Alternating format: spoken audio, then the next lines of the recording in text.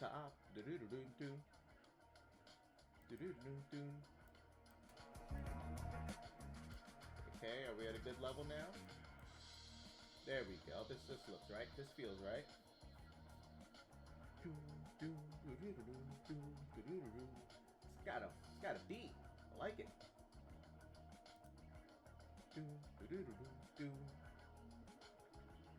Alright, am I actually saying stuff? Is the audio being saved?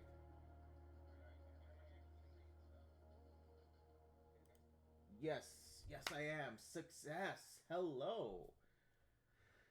Oh, man, we're here. This is gonna be good. This is gonna be fun. I've been working myself up to doing this. Oh, it's been a while.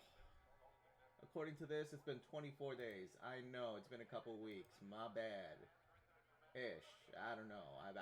It's been weird. Alright, just go with that.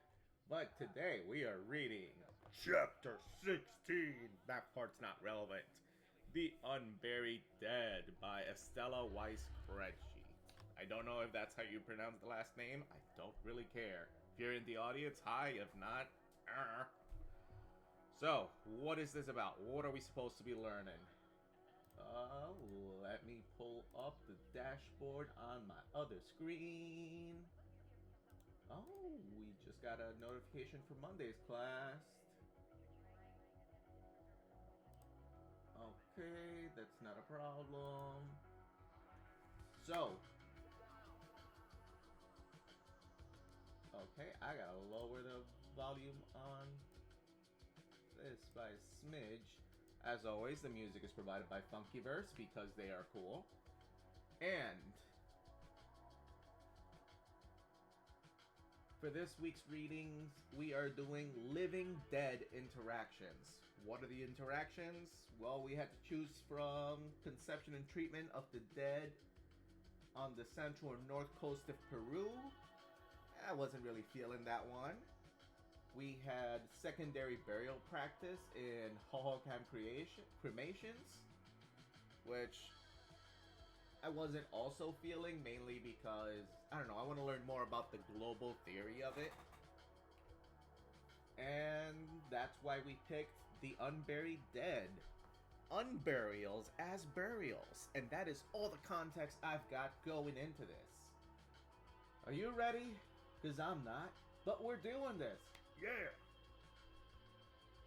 Alright, let's get educated. When asked to contribute a chapter on the unburied dead, images of rotting corpses on the battlefield, bloated bodies floating in the water, ghosts haunting the living, and exhumations of massacre victims immediately came to my mind because, yes, we're talking about unburied dead. We're talking about dead that, didn't get the honor of being put in the ground, cremated, sky buried, given a burial at sea, or otherwise had their bodies ritually disposed of. So, what is an unburied dead? What is an unburial? I associated these images with emotions of disgust, fear, and anger. However, on second thought, the images started to transform and convey feelings of sadness, hope, and consolation.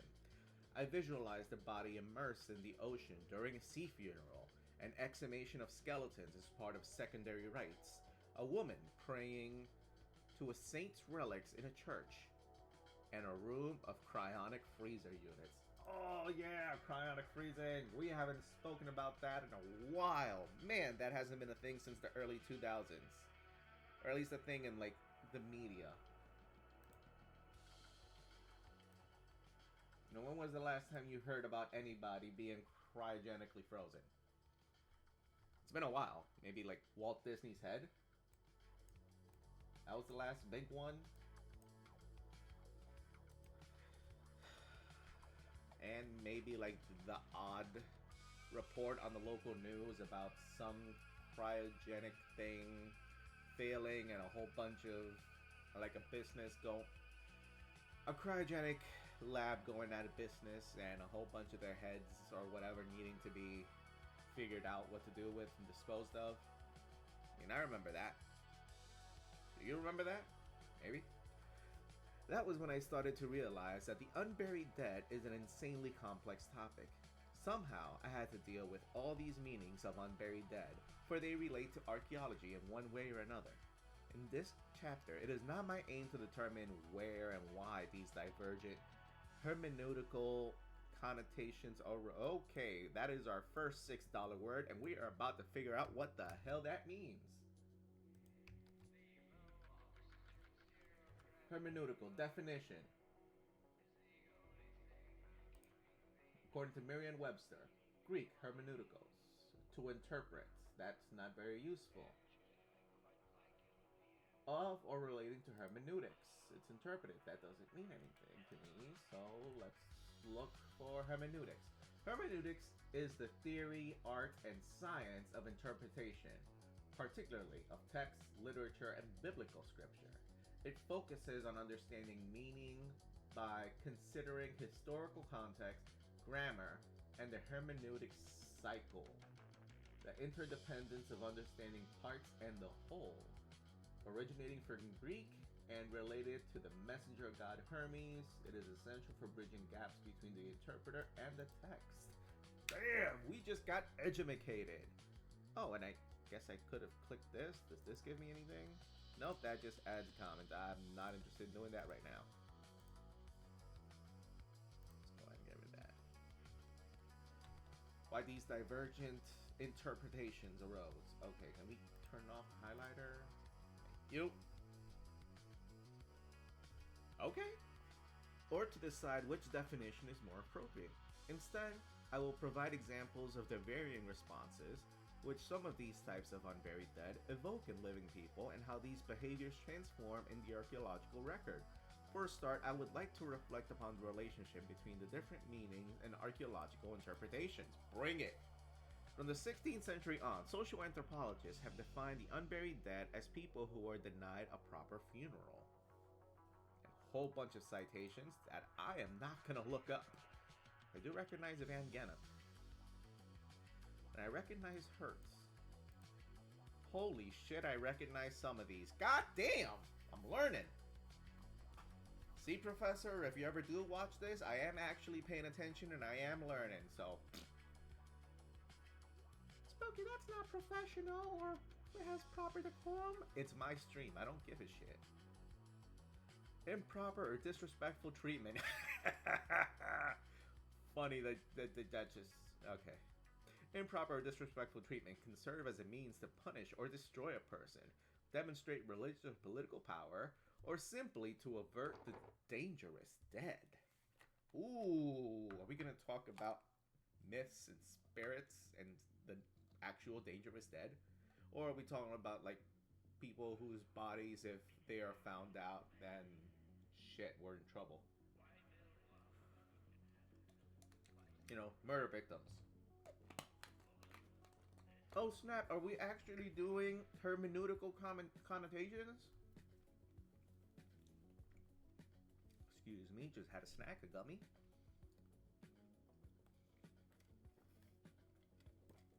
In this sense, the unburied dead are often deviant social personae, political enemies, and the people who have died a bad death. Although they receive non-normative treatments, the attitudes toward these types of unburied dead are cross-culturally distinctive. They will leave no uniform archaeological signatures because the fate of their corpses can range from abandonment, burning, and mutilation to deposition of complete and articulated bodies on the ground.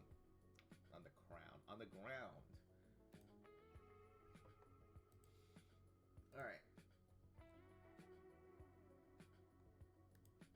What else we got? Yes, I'm looking at my other screen. I am distracted. Oh no, what a mortal sin. Smoking, how dare you not be focused? It's called ADHD. Deal with it. On the other hand, in archaeology, a distinction is drawn between burial and non-burial modes of treatment. Buried bodies have a good chance of archaeological recovery. Their remains are usually found in graveyards, beneath mounds, or in buildings. Non-burial, on the other hand, may leave nothing one can easily identify as archaeological funerary remains. In an archaeological sense, the corpses of the unburied dead have been exposed in trees, on scaffolds, in the water, left to rot, or consumed as part of funerary cannibalism. Some will consist of fragmentary and disarticulated remains. Others will leave no trace in the archaeological record. Unfortunately, quite a few archaeologists consider burial not only as a deposit with human remains in some type of grave, but also as a rite of passage, part of a funeral, or a deeply significant act imbued with meaning. Parker Pearson. That one actually sounds familiar. Oh, and this one over here. Yeah. Holy shit, I'm getting educated. This conflation of burial with funeral has fostered ideas that non-burial, in the sense of not being disposed in the ground, equals non-funerary and implies a lack of reverential attitudes toward the dead.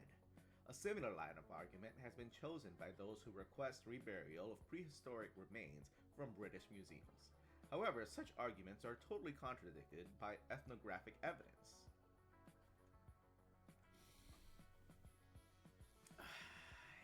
I'm not a fan of like in-text citations like this. I get it. I get why they exist. It's just... ugh. They interrupt the flow of reading. I don't know. I guess that's just my issue with SciComm and academic writing. And why I'm such a big critic of, if you've seen my other streams, of how things are written. Because do you want somebody to actually read this? Do you want the casual person to read this? Do you want a peer to read this? Who do you want to be your audience? Who do you want to teach? Who do you want to learn? And hold on, I don't know. My model's a little There we go. Let's move a little. There we go. I know, I intentionally moved myself a little lower earlier, but now I'll move myself up. We're going up, and up. Yet another meaning of unburied is that of exhumed. Exhumation can happen for many different reasons. In a variety of societies, the bodies of the dead are temporarily stored in or above the ground and later unburied for final funeral rites. Hertz, 1960. Am I gonna have to pull that one up? I know I've got it somewhere. I'm not gonna pull up the damn thing. No. That's what we have editors for. Well, not we as in me, but we as in wherever this book is from. So if Hertz is being quoted here, and I'm assuming the bibliography at the bottom is correct, like, we're showing trust here. But for fuck's sake, just put a footnote there, or put like a symbol. Don't interrupt the writing. I don't want to have to like skip with my eyes just a huge chunk and move on to the next part. Although the symbolic meanings underlying these rites differ considerably from one region to another, ethnographers refer to these reburial rites as secondary or second burial, secondary disposal, and second funeral. If for some reason the relatives of a dead person in these types of societies fail to properly rebury the bones of their dead, but leave them in pits in the ground, which implies that their funerals are not complete, paradoxically. Oh my god, what the fuck am I reading? 1 second, restart. If, for some reason, the relatives of a deceased person in these types of societies fail to properly rebury the bones of their dead, but leave them in pits on in the ground, which implies that their funerals are not complete, paradoxically, to an archaeologist, they would be burials, while a social anthropologist may consider them unburied people. How about we just call them incomplete burials? Or incomplete burial process.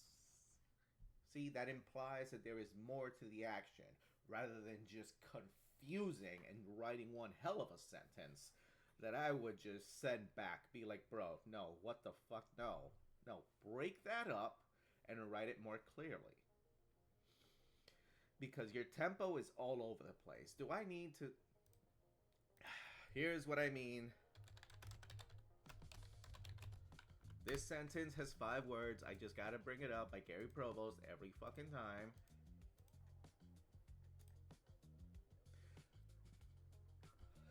This... Just take a moment. I'm gonna give you all a few seconds to read it. Now I'm gonna read it out loud. Just... listen to the vibes. Desktop audio, let's go ahead and increase that a little bit up. There we go. Good, we're in the groove. This sentence is 5 words. Here are 5 more words. 5-word sentences are fine, but several together become monotonous. Listen to what is happening. This writing is getting boring. The sound of it drones. It's like a stuck record. The ear demands some variety. Now listen, I vary the sentence length and I create music. Music! The writing sings. It has a pleasant rhythm, a lilt, a harmony. I use short sentences and I use sentences of medium length. And sometimes, when I am certain the reader is rested, I will engage him with a sentence of considerable length. A sentence that burns with energy and builds with all the impetus of a crescendo. The roll of the drums, the crash of the cymbals, the sounds that say, listen to this, it is important. So write with a combination of short, medium, and long sentences. Create a sound that pleases the reader's ear. Don't just write words, write music. And that right there is my problem with academic writing. Because what the fuck is this sentence right there? Was that sentence that we read earlier? Okay?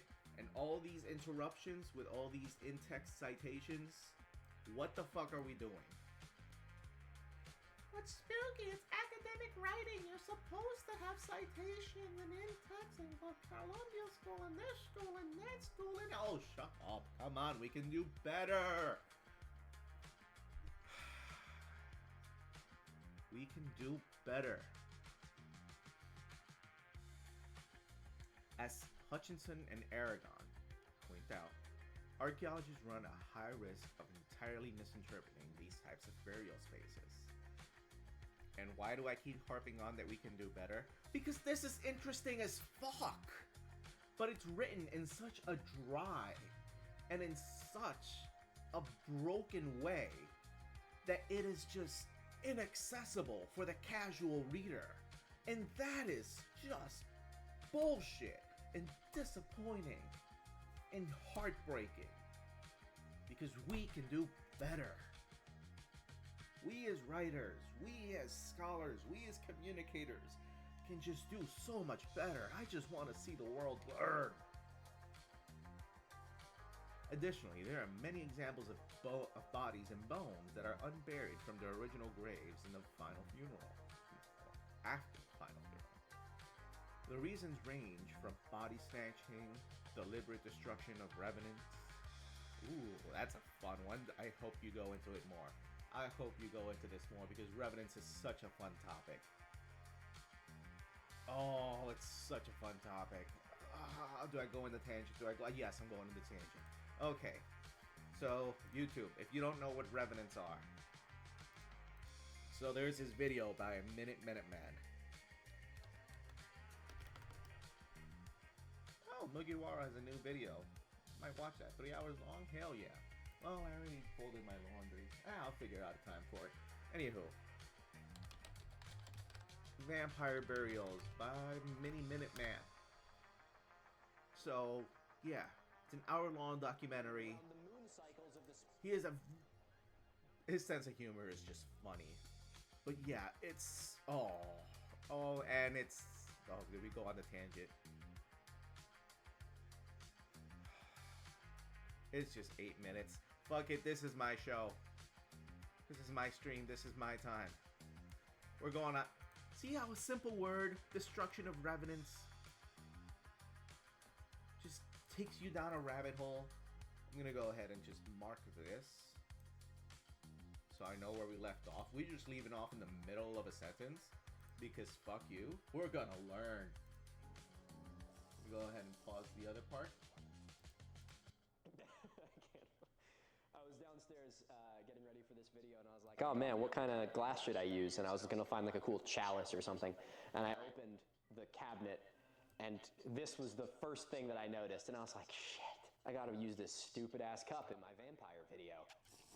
Go ahead and raise the season. volume. There are many theories as to where the vampire myth came from. And like any piece of superstition or mythos or fable or legend, it's almost impossible to actually nail down a single concrete source. Instead, they are something that just morph through time as they are told and told and told and retold and change pretty much indefinitely. And I would imagine that there's probably been some kind of superstitious fear around the dead rising again since, like, as long as people could die. The idea of a vampire is something which, as we'll see, originated really in, Europe, but literally like every culture around the world has some variation of the dead rising again, whether it be in a physical form, a spiritual form. I genuinely think that if you just, left 10 people on an island who didn't know anything about the outside world, eventually they would have their own superstitions around the dead rising again. Okay, anyways, let's go back to the beginning a little bit here. Before there were blood-sucking vampires, there were revenants. This is a superstition that really begins to be seen around the 6th or 7th century AD, and it's sort of a blanket term for entities born out of the beliefs and superstitions of various pagan religions. And this is exactly why we can find vampire burials that predate the actual idea of a vampire, because many of the superstitions and precautions surrounding revenants were things which carried over as it was later adopted by Christianity. And we have pretty significant archaeological evidence to suggest that these superstitions also vastly predate the idea of a revenant as well. Take, for example, a grim discovery made by construction workers in the Saxony-Anhalt region of Germany. While working on installing power lines, a construction team discovered human remains. It really is amazing how many of these stories start with a construction worker finding them. It must be insane to stumble across that while you're just like on your day job. The bog... By the way, that happens so often. Let's see. I know it very, very recently happened in Maryland, and then some people got in trouble because they tried to rebury the remains that were found so they could continue with the construction, and they got caught. So, haha, fuck you. Because by doing that, you just lose so much context of the original deposition and the original burial. You lose where it was buried, if there was any importance, like let's say it was a mound, a burial mound or something. You lose that information. You lose any really small artifacts. They may be crushed underfoot by the excavators when you're digging up the place. You lose where the bodies are buried, and I mean like what sort of position they were buried, if they were buried with like the skulls in a different place, if they were disarticulated or articulated, if they were facing a particular direction, cardinal direction, north, south, east, west, because yes, that does matter. Let's see. Grave robbing is a thing. Because, oh shit, I found a buried thing. Oh, they got a little gold ring. A yoink. Because people can't be trusted. It's just, so much. Alright, back to this. A yoink. Bodies of North America video I did a while ago started in the exact same way. It's just like, oh, we're going to build a housing development. Corpse. Anyway, they called in archaeologists to come analyze the site, as they should have, and what they discovered was the grave of a man around the age of 50. He was buried on his side, which is a little unusual, and what's even more unusual is that his grave contained no grave goods, offerings, evidence of clothing, or burial rites. But the most unusual feature of this grave was that he had been buried underneath a massive stone. Not like under a stone, like a headstone, like a stone had been placed on top of his body. Just want to point out, right at the bottom here, oh, it's cut off. Oh, oops. But he does have citations right at the bottom. So if you look at the original video, there are citations for the pictures and huge flat stone was about 3 feet long and 2.5 feet wide and estimated to weigh around 110 pounds. That's how you do. This thing come undone. That is how you do citations. They are unobtrusive, but they are there if you want them and or need them. They don't break the flow of the narrative. No, my little whole fucking thing is undone. Don't let him catch you without your thing. And this massive stone was placed directly on top of the man, with his lower body and legs crushed beneath it. The hypothesis is that this was also to prevent him from rising from the dead. Now, what's so amazing about this site is that it dates back a staggering 4,200 years, almost 3,500 years before the idea of a vampire would even come close to materializing. And this burial is attributed to the bell beaker culture, a culture that I'm sure you all know so much about because it's so commonly talked about all the time. I'm kidding. I had never heard of it until I made this video. Someone get on that. North02. I feel like North02 should do a video on that. Everyone go ping North02 to make a video on the bell beaker culture. Now, we're unsure of what the good people of the bell beaker culture would have called a guy rising from the dead and haunting the living. We do know that they clearly had some sort of superstition around it. And if it really is the case that this was a precaution taken to prevent someone from rising from the dead, then this is an indication that... Just want to take a pause there another second. They probably had a superstition about that. And you know what that's called? That is called a myth. Spooky, why are you so animated about the word myth? Because it's something I've been studying all semester. The word myth is just huge when it comes to anthropology. All right? It's more than just a story. It is a story that has just effects in the culture, the daily life, the traditions, and just the day-to-day communications and day-to-day living of a people. I'm sure you can think of several myths.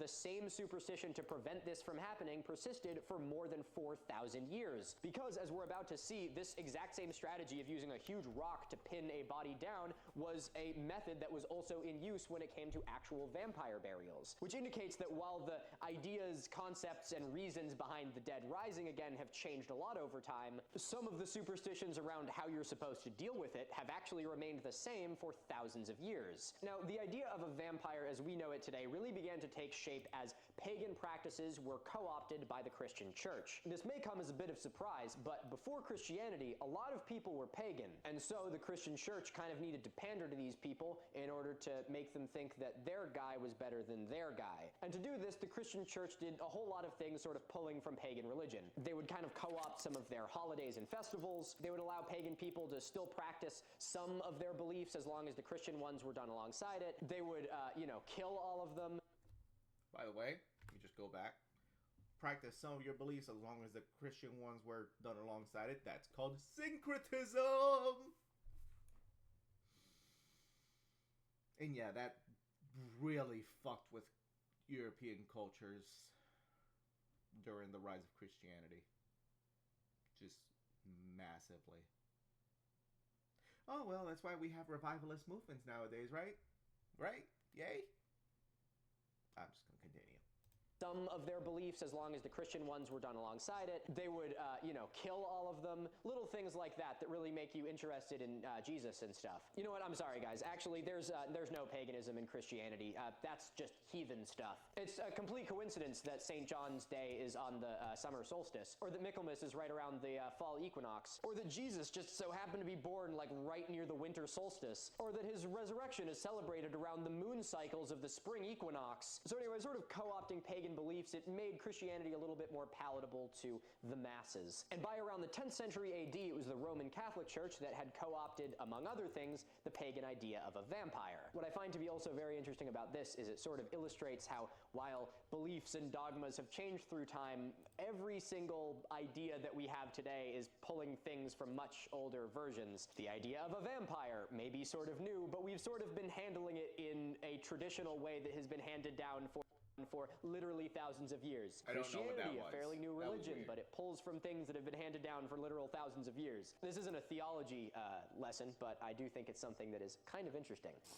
Now, as the Catholic Church began to sort of Frankenstein on elements of other existing beliefs, the Catholic Church would allow for some groups of pagan people to continue their burial rites and rites and rituals around the dead as long as the Christian ones were practiced alongside it as well. This obviously wasn't the case in all places, but by doing this, they sort of allowed some of the pagan beliefs around death and spirituality to sort of make their way into the Catholic Christian dogma. And one of the ways that the pagan fear of the revenant began to combine really well with a Christian ideology was the Christian idea of the soul, with Christianity claiming that the soul is a separate entity of the body and can exist outside of it. This married very well with the idea that the dead didn't have to stay dead. Though again, like with all cultural and societal phenomena, there's really no like time that this happened. This is something which took place gradually and imperceptibly. But it was the marriage between pagan superstition and Christian conquest that would pave the way for the...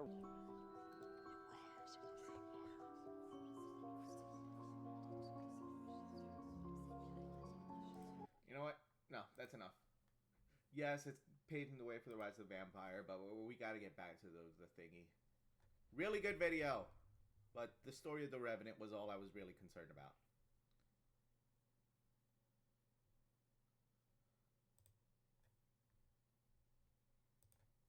But yeah, that was fun. See, that's how we do readings. We go on tangents. And then we fuck up because we forget how highlighting works and how this stuff works. Alright. No, get rid of this. I don't want this. I don't want to see this. It's distracting. Highlighter removed. I know. I don't care. Excuse me? Did you just quote yourself? You just quote yourself? Oh, you just quoted yourself. Ah, Estelle, I see you. By the way, if you're writing a paper and you get the opportunity to quote yourself, just give yourself a little stroke. It's worth it. It's just hilarious to me. As long as you know you're actually doing it in good faith and not just to literally stroke yourself, it's good. Anywho, grave robbery and intentional desecration of tombs during wars and to make room for other bodies. The desire to provide a different and more proper mortuary space, forensic examination, and archaeological investigation. So, we got all the reasons for why bodies that were unburied from the original. Anyhow, although reburials would result from these activities are also frequently called secondary burials, they do not involve secondary rites and are not part of mourning rituals. That is actually really important to keep in mind. There is a distinction. Miss Spooky, that just sounds like being pedantic and hair splitting. Well, then you know what? The hair splitting matters. Fuck you. That's why it's different. Unfortunately, in archaeology, it is not always possible to tell one process from another. And I'm an anthropologist, so I know it's not possible, but it matters, okay? It matters. In this chapter, I will discuss the unburied dead in the following 3, by no means exhaustive, senses. People who are denied funerals, inaccessible corpses, and dead bodies on display. Yeah, that's definitely not exhaustive. That is a very timely list of unburials.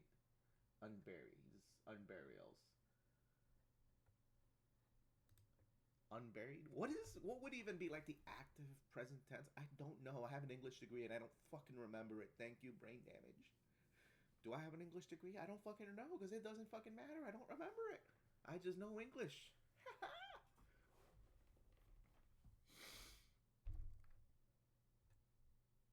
The first category deals with ethnography and historic examples of people who would have been eligible for proper funerary practices based on their age, sex, or social status, but lost their right because of the circumstances of their life or death.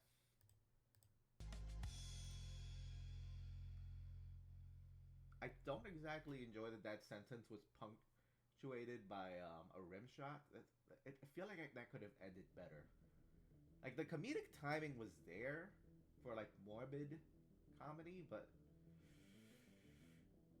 we could do better. No, I don't have a stream deck. I just put the Funkyverse back on.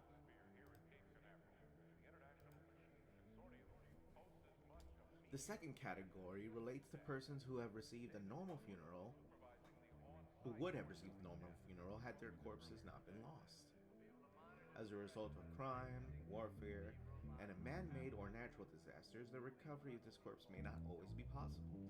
When bodies cannot be given proper funerals, the survivors have to find alternative solutions.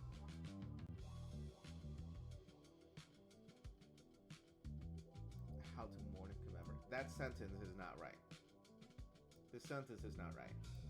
When bodies cannot be given proper funerals, the survivors have to find alternative solutions on how to mourn and commemorate the dead. For mourning and commemorating the dead. Yeah, this how to... Try again.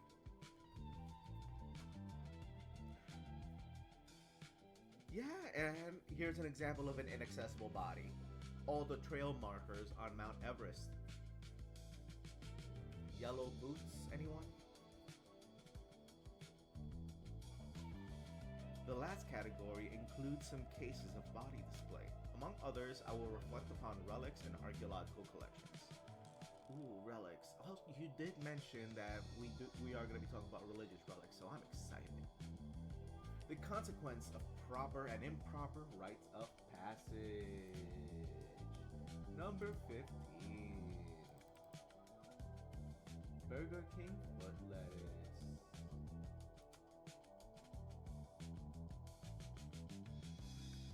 To better understand the unburied dead from all three perspectives, it is necessary to first consider the implications of funeral propriety.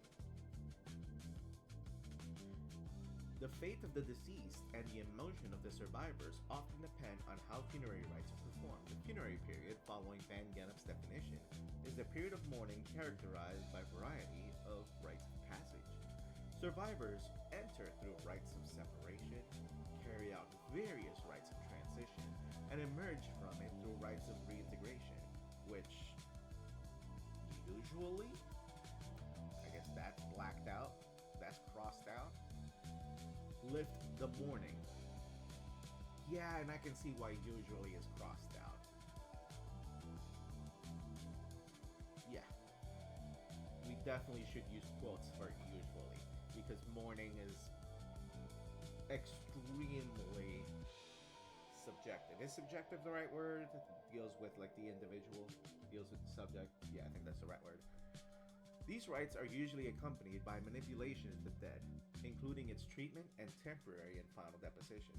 The mourning period is a time of transition in which the corpse, the soul of the dead, the bereaved, and the community of the living pass from one stage to another. Hurts, thank you again. Under certain conditions, the transitional period of the living is a counterpart of the deceased.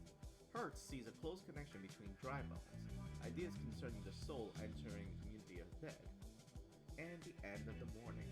However, there are many examples of societies where the final deposition of a dead person does not take place at the end of the mourning period, but at an earlier or at a later point of time. Yes, there are some cultures, some societies, and some people across time and space where sometimes you have a wake, sometimes you have a viewing period where the body stays with the family for an extended period of time and is preserved.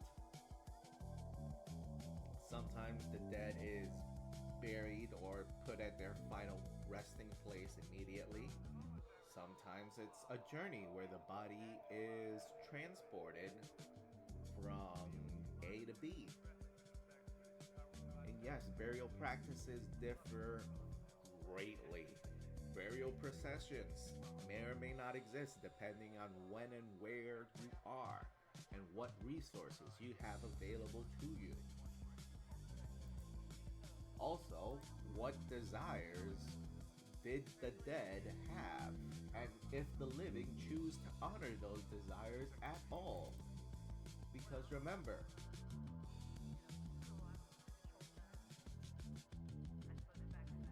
the dead are already dead. They don't give a shit about, what remains to the living. They're dead. Whether or not you believe in an eschatological afterlife, where the dead can view the living and have their influence or or whatever the hell, or heaven. That's up to you. But you know, dealing with the remains, that's up to the living. Doesn't matter if great grandpa wanted to be buried in his, you know, Civil War uniform and whatever. I don't know, maybe buried with a slave or two, you know, cross and bones, Totenkopf, a couple Nazi scalps. Doesn't matter what he wanted. I ain't got the money for that. And this is just me, you know, putting a hyperbolic situation. Don't take this seriously. I am a comedian. I am a bee on the fucking internet. Chill the fuck out. I ain't got the money for that. And they're getting put in a hole in the ground if that's all I can afford. They're not getting no golden Ark of the Covenant ass casket. They're getting a pine box if that's all I can afford. If not, they're getting thrown in the, you know, in the potter's field, or they're getting cremated, and we'll do the best we can with the ashes. Like, shit, sorry. We did what we could. Your demands were unreasonable and or unable to be completed. We're the ones that have to deal with your body and your remains, not you. You're already dead. You're just laying there, you know, stinking up the place. But yeah, that's why burial rituals are for and by the living, not for and by the dead.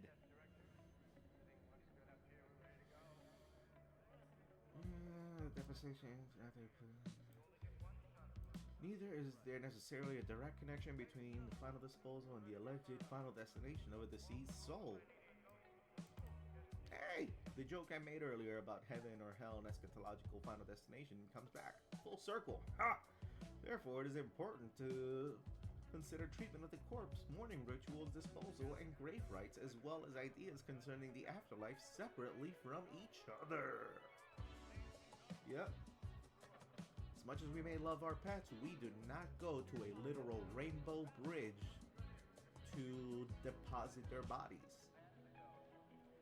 We may have, you know, a rainbow bridge at the pet cemetery, or we may have rituals in the background, and, you know, hopefully, I'm using rainbow bridge as a placeholder for your favorite pet afterlife of choice. You know what I mean. And if you don't know what I mean, go ahead and Google rainbow bridge and like pet afterlife, and you're gonna go down a fantastic rabbit hole. Yeah, it's a fun one. Sad, don't get me wrong, you'll probably be crying your eyes out later on, but it's a fun one. During the mourning period, the survivors, depending on the relationship with the deceased, constitute a separate group upon which prohibitions and obligations are imposed. Motherfucker, is everything I just said about to come back full circle? They're felt emotions, some consider them of natural origin, others of social constructions, do not necessarily correspond to the patterns of behavior exhibited in mourning rituals. Oh, I am going to lose my shit with these in-text citations. Mourning is characterized by various public symbolic gestures, whereas grief is more personal. The survivors of an executed murderer, for example, will probably feel the pain inflicted by the loss. However, there will be no public mourning and probably no true loss felt by others. Additionally, mourning rites are not guaranteed that grief can be overcome. Sometimes people fail in their efforts to deal with disturbing events, as I will later show using an example of an Austrian mine disaster. Alright, when was this written again? This was 2012. Okay, I'm just trying to see if I can think of like temporal context. But, oh well.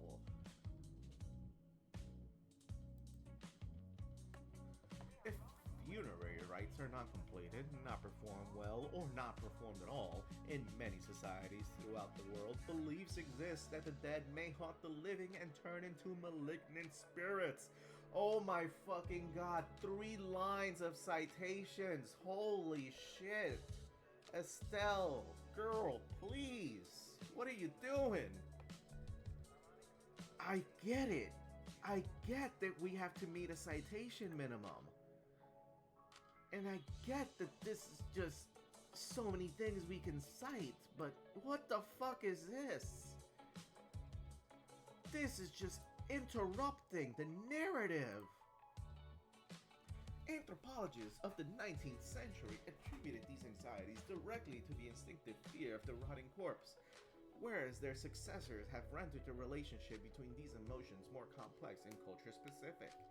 Yes, because sometimes it is seen as like the acceptable behavior to want or actually do throw yourself inside the hole with the deceased when they're being buried as like an emotional outburst.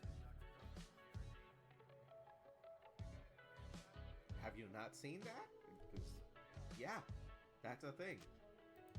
Then that person has to be dug out or pulled out, and that's a whole other thing because sometimes they resist. And you...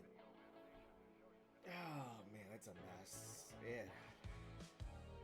Trying to pull like a 60 or 70-year-old lady who has just thrown herself like, into the hole with her deceased husband in tears is just heartbreaking. Because you want to make sure she's alright, but you don't know if she's alright because, you know, she's already bawling her eyes out because her husband of like 40 plus fucking years just died and you're burying the body. So like, what the fuck? This is an extremely emotional time and we really got to get her out of the hole because she really could be hurt right now. And also, we can't continue with this funeral while she is in the hole and we're all like really feeling really fucking awkward and nobody knows what the hell to do, and yeah. Spooky, you sound like you may have some trauma here. Yeah, no shit. The instinctive fear of the rotting corpse where emotional, more complex and culture specific. Yes. So yes, there is or maybe an instinctive fear of a rotting corpse. Like, assume a completely blank slate human. Zero knowledge, zero culture, zero everything. A feral human. And yes, that is a thing that unfortunately does exist. And holy shit, these are cases of abuse, neglect. And you can go down that rabbit hole and have your heart broken. Because, again, holy shit. But like I'm saying, just assume a completely blank slate human. They find the corpse of another human. They see that other person is either partly rotted and they're completely non-responsive. That blank slate feral human, what happens? Do they feel fear? Do they feel sadness? Do they want to get away from the body? What is the instinctual response? Do we know? I don't think so. And how do we find out?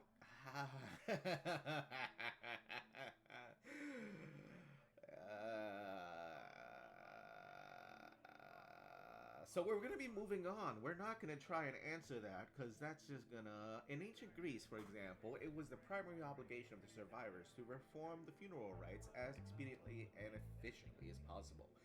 Not only was it the greatest shame to leave a corpse untreated and unburied, it also put both the deceased and the living at considerable risk. It was believed that the souls of the unburied were not admitted to Hades, but had to wander up and down the banks of the river Styx. In the Iliad, and you put in a chapter. I'm not gonna read it, but okay. When Patroclus' corpse lies unburied, his corpse appears to the slaving Achilles and urges that he cremate him as soon as possible so that he can enter Hades. Inadequacies of funeral rites also drive Achilles' ghost out of the grave. When the Greeks prepare to leave Troy, the ghost of Achilles appears and restrains the troops because they are departing without leaving offerings on his tomb. Achilles demands the sacrifice of Priam's daughter Polyxena. Only after the Greeks cut her throat over his tomb is the ghost appeased. Both Patroclus and Achilles originally are not afforded proper funerary treatment because of the specific circumstances in which they had died. The reasons why some are denied proper funeral rites and how they are treated will be subject of the following section. Categories of the unburied dead. People who were denied funerals. The fate of being denied a funeral frequently befalls specific types of people, such as those who die by violence or by accident, and the wicked. Women who die in childbirth, people killed by drowning or lightning, suicides, those bereft of family, those who die on a journey or through the violation of a taboo, those who die from special diseases, as well as the very young and very old. And that's not an exhaustive list. But yeah, just think of who doesn't get a funeral. Usually, people who either you don't know are dead, or people who you kind of want to say fuck them.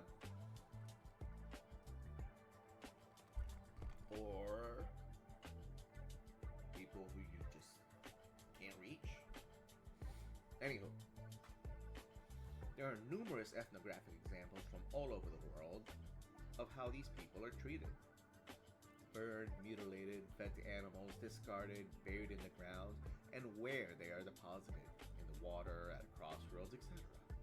In the archaeological literature, some of these treatments are referred to as deviant, abnormal, unusual, non-normative, or special. Thank you for the little quotes. However, which kinds of treatments of the corpse and which kinds of deposition carry negative connotations and are chosen for those who are not afforded proper funerary rites differ from one society to another.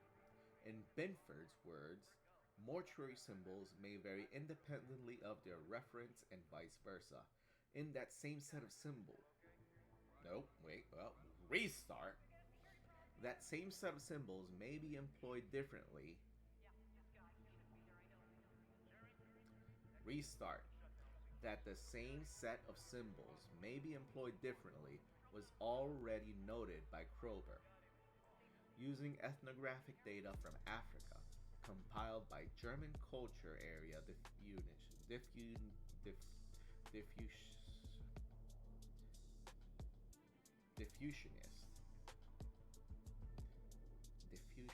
That is a word. Cultural diffusion by German air. Let's restart because this sentence is kicking my ass. I am getting wombo comboed.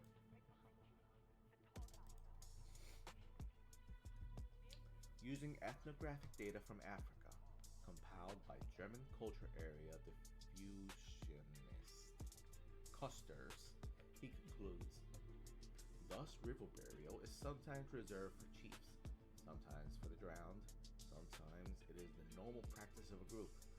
Tree and platform burials is in the populations restricted respectively to musicians, magicians, the bewitched, the lightning struck, criminals, and kings. Cremation is generally reserved for criminals, but also occurs as the usual practice. Exposure is variously in usage according to the tribes. For the corpses of criminals, slaves, children, commonly the entire population. Holy shit, Kroeber, 1927. What language were you writing in? Who were you writing this for? This is where a chart would be best. Like, pick a different way of communicating your point, because that is nonsense.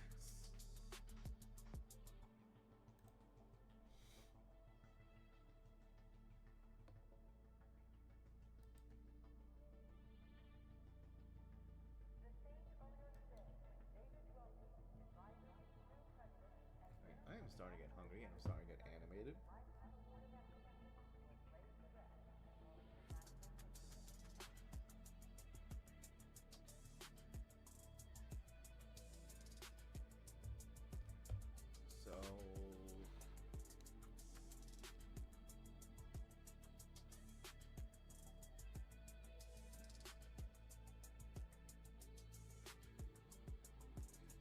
I feeling for lunch, for food?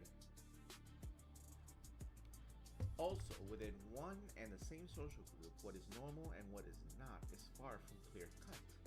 No society is characterized by one way of dealing with the corpse, but will usually show a variety of treatments and deposition modes and spaces depending on factors such as age, gender, wealth, social status, occupation, ideology, and cause and place of death.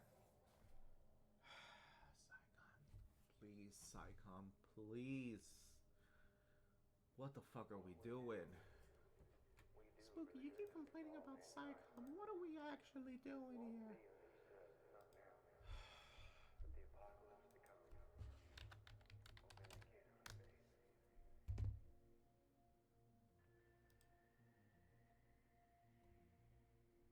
I don't know what you're doing. I don't know this channel.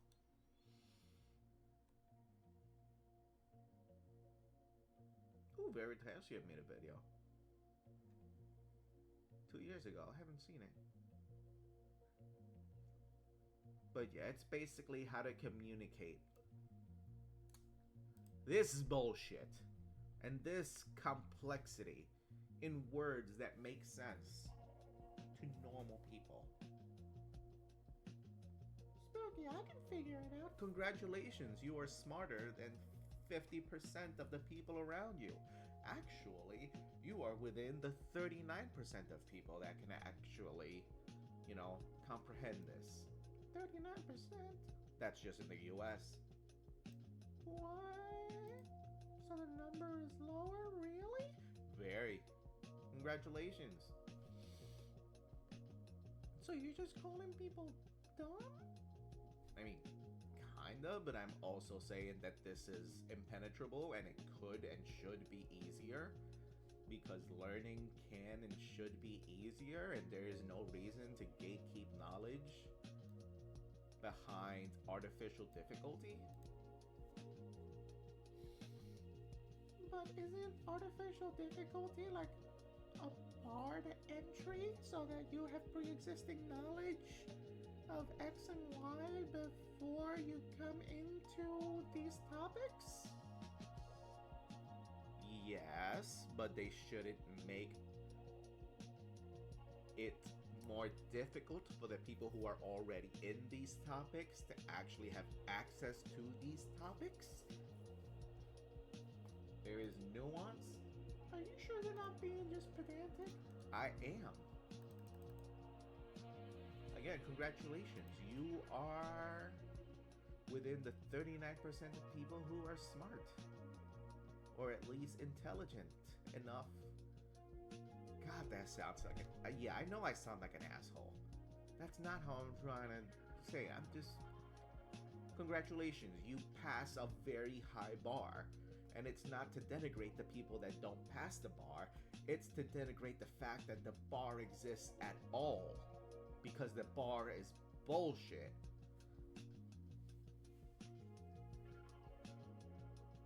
In particular, the very young, newly and prematurely born are often discarded without ceremony. Like, I know this is put very coldly, and it's just like, let me put myself in the shoes of a woman that has been pregnant for 7.5, maybe just barely 8 months, and has just gone through the process of giving birth to a premature baby that unfortunately did not make it. Yes, I am extremely emotionally connected to that creature. Unfortunately, that creature didn't make it, and it does not mean that I am just callous and be like, oh shit, oh well. Sucks to suck. You should have lasted the whole 9 months. No, because that's fucked up, and that's just generally not how humans work, even in societies where that sort of callousness is commonplace.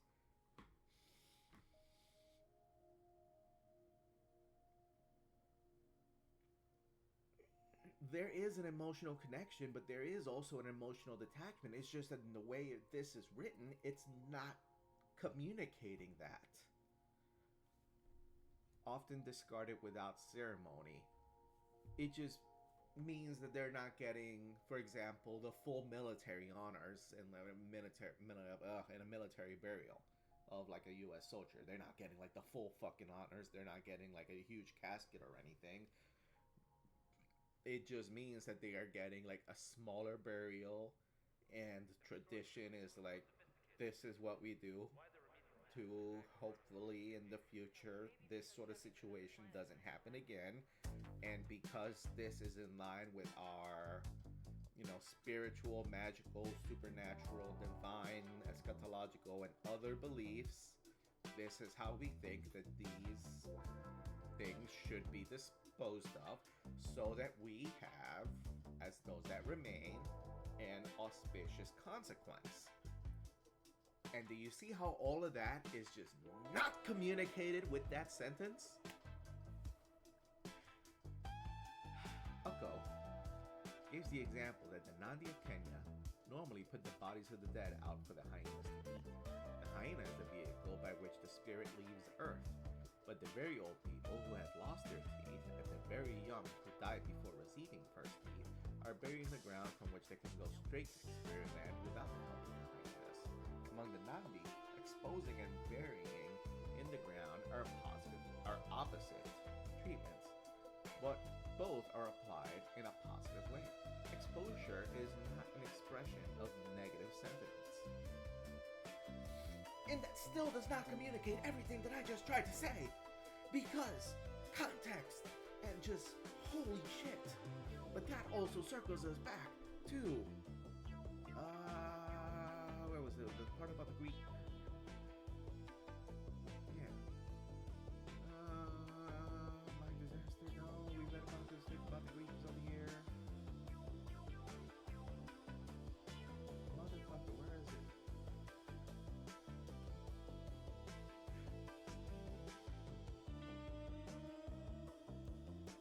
Basically, what I'm trying to find is the part where, remember where I went on the whole thing about the blank slate human and how they would react, and how much of that emotional or instinctual thing is actually instinctual and cultural and emotional, and where those lines are, because that's all a blurry spectrum of bullshit. And yeah. Alright, where were we? Because I did not mark it.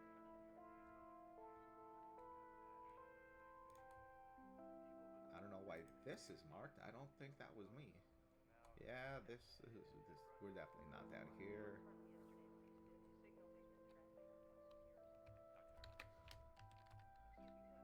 Oh, we were definitely right here.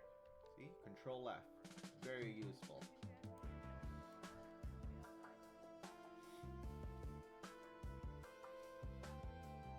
But yeah, that's why I bitch about SciComm when I get a chance to.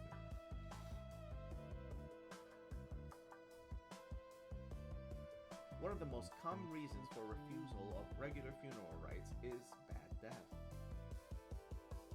Which types of death are considered good or bad, and which ones is natural or unnatural, varies from one society to the other.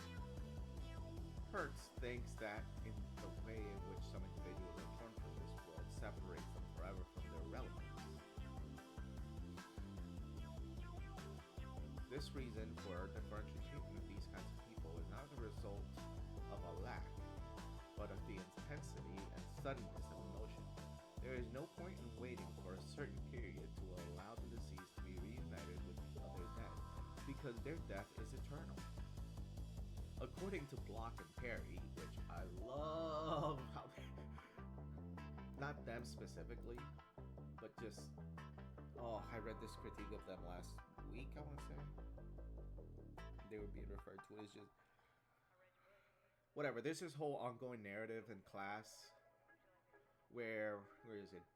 Saxon Binford, and then some other dude, and now we're getting to Block and Perry, and it's just been this whole ongoing beef about processual, post-processual, and post-processual archaeology is done, and it is just hilarious. And it's getting to the point where Block and Perry are people that are becoming part of the beef, and it's just funny because block and parry. You're blocking and you're parrying, and it's just a whole ongoing set of critiques, and it is, oh, it's comedy. But unfortunately, because SciComm and because academic writing is the way that it is, we don't get access to that comedy. To a funerary ritual is in many societies an act. Putting block parries to funerary rituals in many societies are acts of rebirth and regeneration. Bat deaths are those where there is an absence of social control, which do not result in regeneration. And hold on, because I think a roommate has just arrived and I didn't hear the door. So 1 second, my mouth is gonna flip out, but I'm gonna mute myself, and y'all are gonna have fun.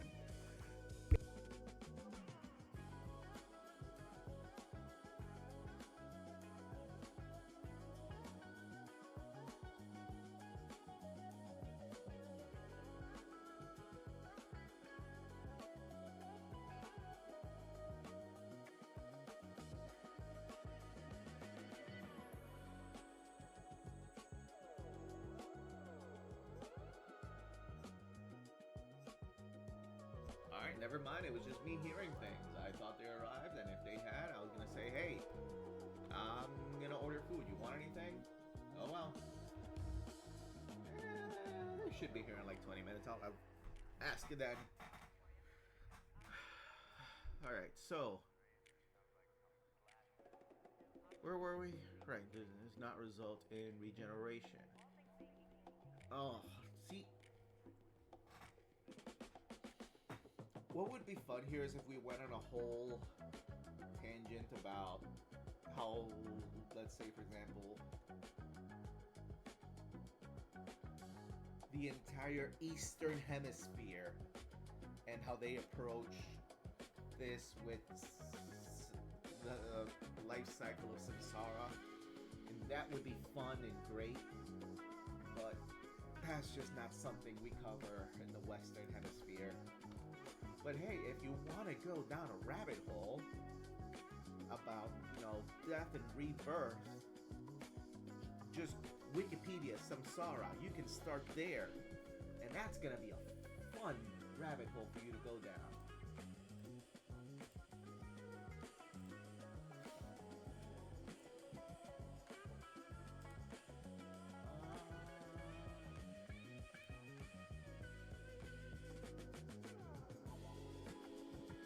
Who pings me?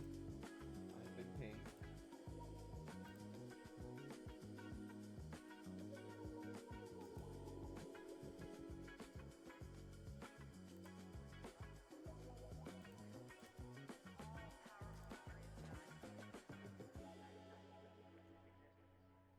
Alright.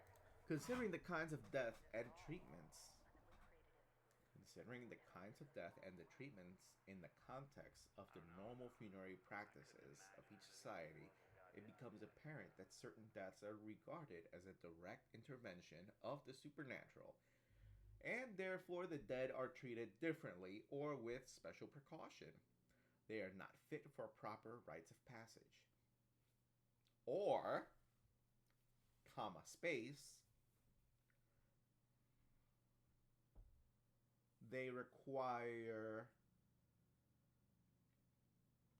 additional purification rituals, or they apply for different accommodations for their rite of passage to be successful. And rite of passage in this context is passage from living to dead, because remember, we are still talking about living and dead interactions, or living-dead interactions. As a dandelion seed, it will carry us to worlds of dreams and worlds of facts. Among the vaqueros of Asturias, suicide... Wait, no, I skipped the sentence. Among the Igbo of Nigeria, there is no lamentation for suicides. Poor people are hired to carry the body away and no one follows. Among the vaqueros of Asturias, suicide is frequent and although not considered a sin or crime, in the past, suicides were not deposited in sacred ground. Among the Navajo, there existed a taboo against touching anybody whose body had been struck by lightning, or who had been killed by a tornado or drowned. You know, this has been a trend in the past couple papers about people who have been killed by lightning specifically.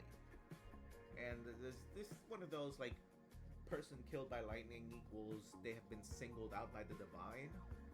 I'm gonna have to ask that in class, because that is, like, in the past couple papers, and these are papers dating back to like the 1920s, the being struck by lightning has always been a quality or a qualifier. But this is the first time that at least one other natural disaster or force of nature is being considered.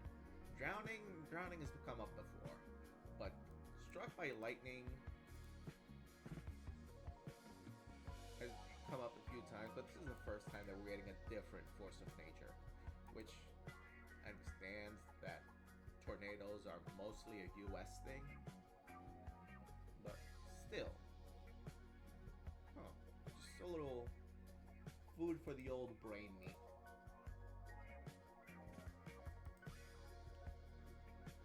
Throughout history, denial of proper funerary treatment has also been used as a post-mortem punishment for those who have done wrong. One of the oldest stories is that of Polynices, the son of Oedipus, who died during the attack on Thebes. King Creon forbids the removal of his corpse. However, Polynices' sister, Antigone, defies Creon's decision and recovers the body of her dead brother and buries him as required. In England, from the 7th century onwards, execution cemeteries began to appear. These were usually located away from normal cemeteries. The cemetery of Wokinton Wold, which dates back to the mid to late Anglo-Saxon period, contained decapitated people with varying body orientations and positions. Another execution cemetery is the medieval graveyard St. Margaret in Cambusthorpe, in Norwich, where the hands were thrown in fully clothed. In late medieval England, criminals were also hung up and left to rot with the heads stuck up on poles. From the 16th century onward, the bodies of executed criminals were turned over to anatomists for dissection. Yeah. Kinda heavy, ain't it? Just bask in it. I'm gonna give y'all a minute. Bask in it.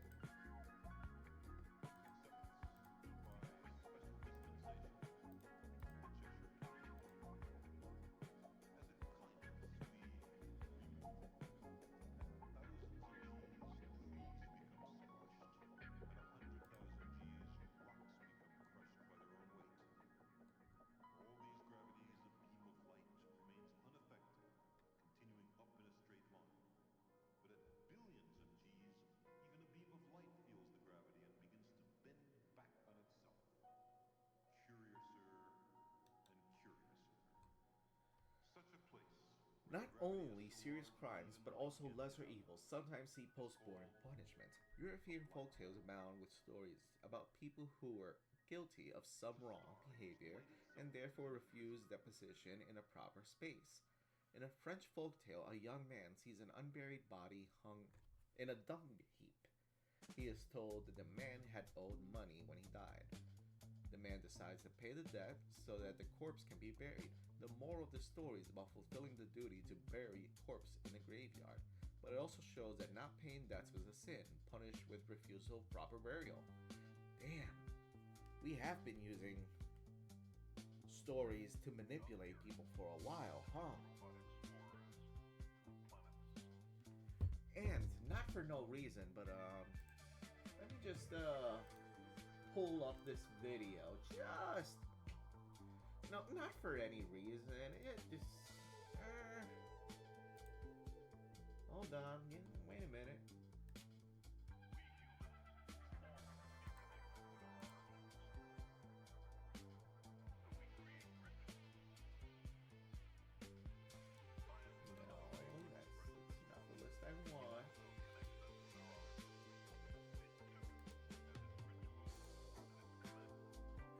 on. I'm losing the comedic timing here. There we go. So if it... Just for no reason, let me just pull up this short. Let me pause the music.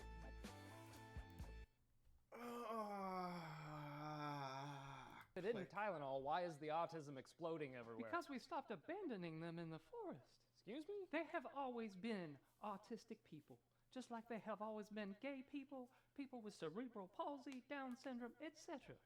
Know what society used to do with those people? It's the vaccines. When my Susie got her vaccines, she changed into a different person. Much of Europe used to believe in fairies. What's that got to... European cultures held a belief for nearly 2,000 years, first documented in the 7th century and probably originating far earlier, that a sudden change in a behavior of a child, like if it became emotionally distant, or too emotional, or if they seemed to know more than they should, or stopped being social, or started having health problems. They thought that fairies had stolen their child and replaced it with a changeling. A what now? And they had different methods of making sure, like shouting at it and beating it, or putting it in a pot of water over the fire until it confessed to being a changeling. Man, have we come a long way. Have we? Sure, we don't abandon them in the forest to return to the fairies, and we don't drown, boil, or burn them anymore. But we still talk about autism as if it is something evil that has stolen a person away. But all that was a long time ago. It doesn't explain. Autistic and other disabled people were dying from superstitious methods to try to drive out the changeling as recently as the turn of the last century. Funny enough, autism was starting to be identified as a medical condition not too many years after that. Just to add a little more info to that, you know how left-handed people exist? Yeah, did you know that we kind of used to severely, almost as a whole species, suppress their existence through either abuse, whether it be religiously excused or not, or through, sticking them in mental institutions up until, I want to say, 1990s? What? But that's so recent. Spooky. What? Yeah. Yeah. And you know that conversion camps? Yeah, those are still a thing. Let me just let this finish. Totally unrelated to the rest of the stream or the stuff that we're reading. Just totally unrelated. So what about the last 100 years? Us autistics went from changeling to institutionalized to now cursed by a magic potion during pregnancy. We're always talked about like we're less than human and a burden on society. So what's really changed? So if it... Yeah, just... what happened in the past couple minutes? Nothing? We were just taking a break? Oh, okay. Never mind. Spooky, are you really gonna submit this to your professor? Yes, I fucking am.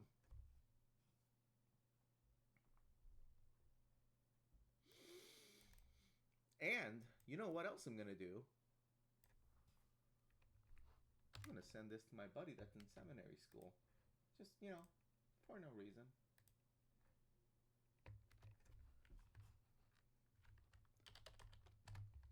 Just to see what his thoughts are.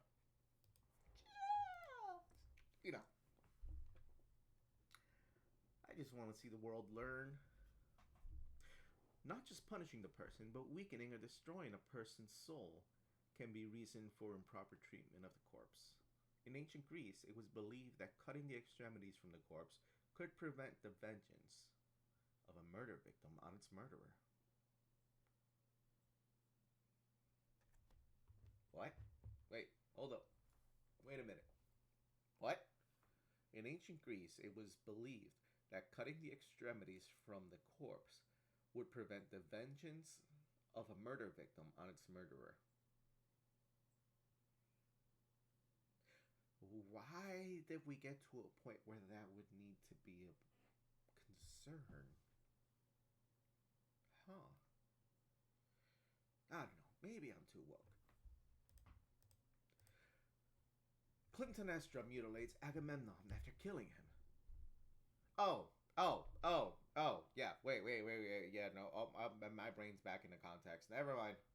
I mean, still, what the fuck, but... I was like, what kind of fucking nonsense was going on where the murderer was needing to protect himself from accountability? Or in this case, supernatural accountability. It's like, what the fuck? In medieval and pre-modern Europe, witches and heretics were burned at the stake. People believed that this would inhibit the chance of resurrection. In the past, the Andaman Islanders, Andaman, that's a funny word to say, cut their enemies into pieces and burnt them. Oh my god, I know this isn't professional at all, but cut my life into pieces. This is my last resort. No location, no meaning, don't give a fuck if... I got that song. The goal was to get rid of their blood fat so they could ascend to the sky and were no longer a danger to those that killed them. Among Native Americans of the Southeast, the corpses of those who were potentially malevolent after death were dismembered and displayed. Apart from damaging the body and the soul, improper treatment of enemies has various other effects. Where there is pride and honor, there will be their opposites, shame and humiliation. Taking and displaying human trophies can be a way to punish the recipient and demonstrate power over an enemy. In the Iliad, Achilles drags Hector's corpse around the walls of Troy. After the downing of a U.S. helicopter in Mogadishu, Somalis dragged the dead American soldiers to the street and paraded him with their dismembered body parts. Oh shit, when was that one? Man, give me a year. Like, I vaguely remember this, but my mind wants to tell me Black Hawk Down, but that wasn't it.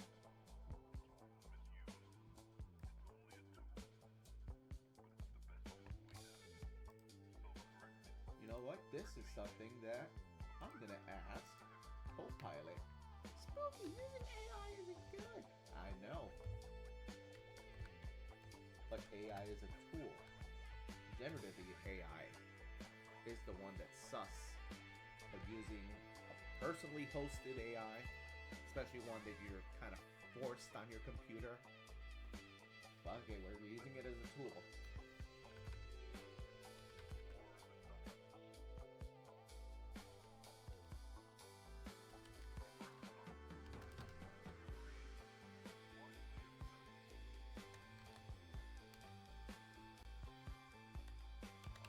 When was this?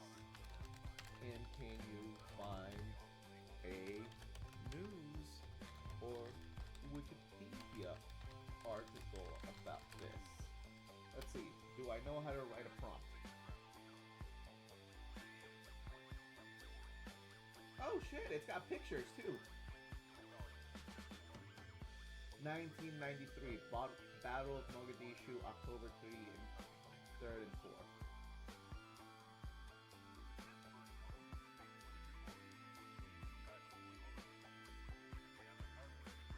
Battle of Mogadishu.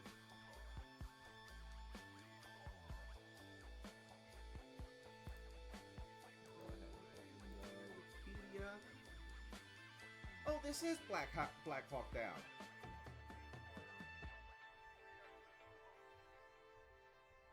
Okay. Okay, so my mind did go to the right place.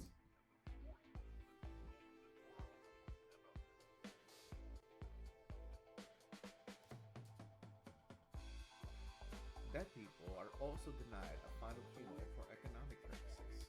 In southern China, it is customary to wait a while for the final deposition of the corpse. The dead are usually buried in a temporary grave. After several years, the bones are exhumed, cleaned, and put into a large urn. Years later, the bones may be buried in a permanent tomb.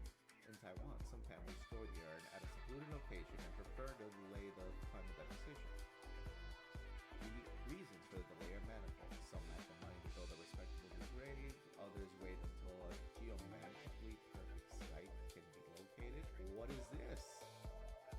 go ahead and look up the definition.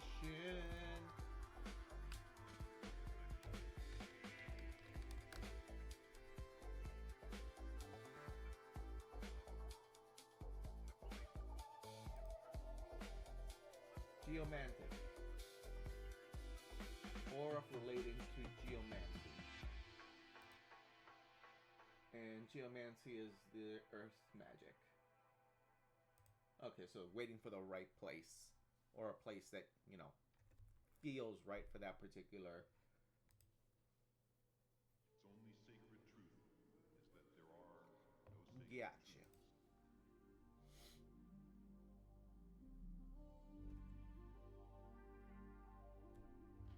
Oh.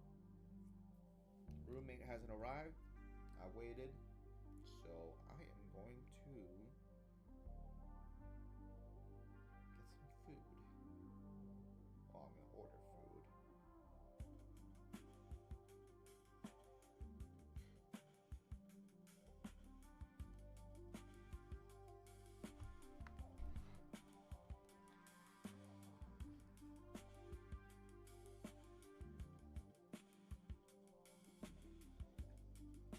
Quite often, those who have been denied proper funerals are given their proper rights at a much later point in time.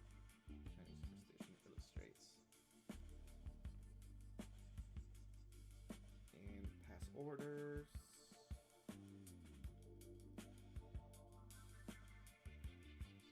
Spooky, you're distracted. Hell yes, it's called multitasking.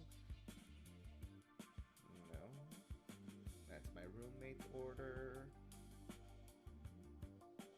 There we go. Gotta make sure I order mine. Last time I accidentally ordered my roommate's order, and it is not a food that I enjoy. It's steak and sour cream and cheese, and it's like, no. Give me the carnitas with the brown rice. Yes, I'm talking burritos. Should I order one for the roommate anyway? Fuck it, I'll be nice.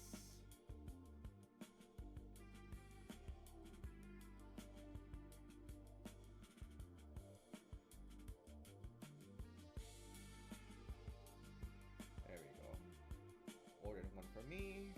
Ordered my roommate's burrito. And if he doesn't want to eat it today, he can eat it whenever for lunch or work or whatever.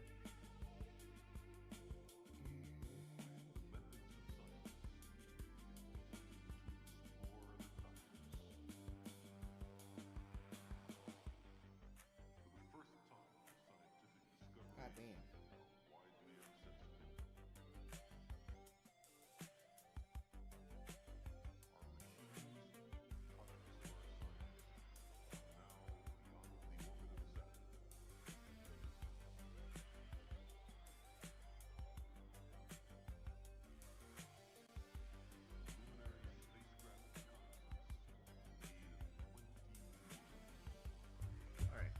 The Chinese are convinced that when human bodies remain unburied, the souls of their late owners feel the discomfort of rain.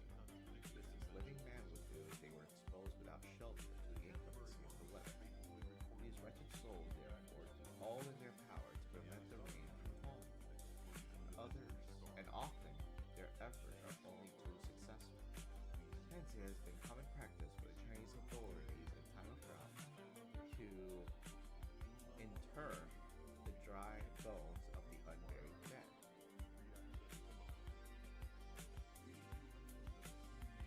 When the unburied dead, who were denied proper funerals, go through a process of exhumation, they become unburied in a double sense. I'm taking a pause there, because say a body is already buried, the remains, like the actual corpse itself. There are processes as the body decomposes that happen that you gotta account for when the body is brought back up to the surface. Like those sort of decomp processes have already happened and are ongoing, and like there's mineral exchanges and shit that I honestly do not know the chemistry of, and it's not my field. So if you know somebody or learn about all that, go for it.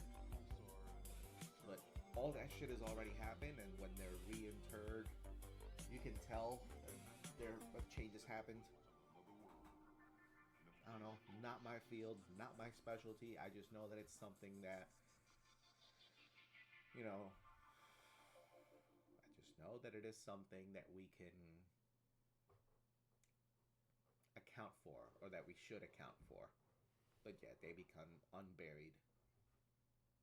Then if they're reburied somewhere else, there's different context that we gotta account for, whether it's by convenience, or hey, it just happened to be there, or hey, we're doing it because these people belong to this group and they either have a X or Y tradition, or they are no longer the group in charge, so fuck those guys, this is our place now.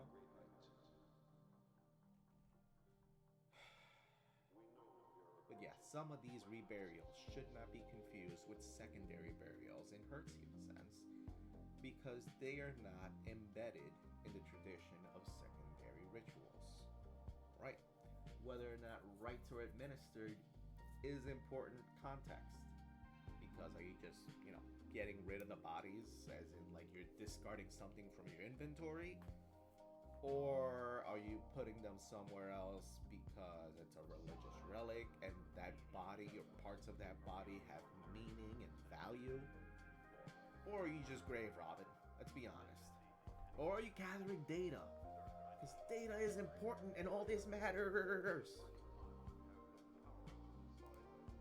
To who? I don't know. And it doesn't matter to me. All that matters to me is that the data is recorded. And that it's put somewhere. And that it's, legible and understandable. And, oh, hey, we've got a bot, so... Excuse me, goodbye, go fuck yourself, don't get banned. Because I don't want bots in this community.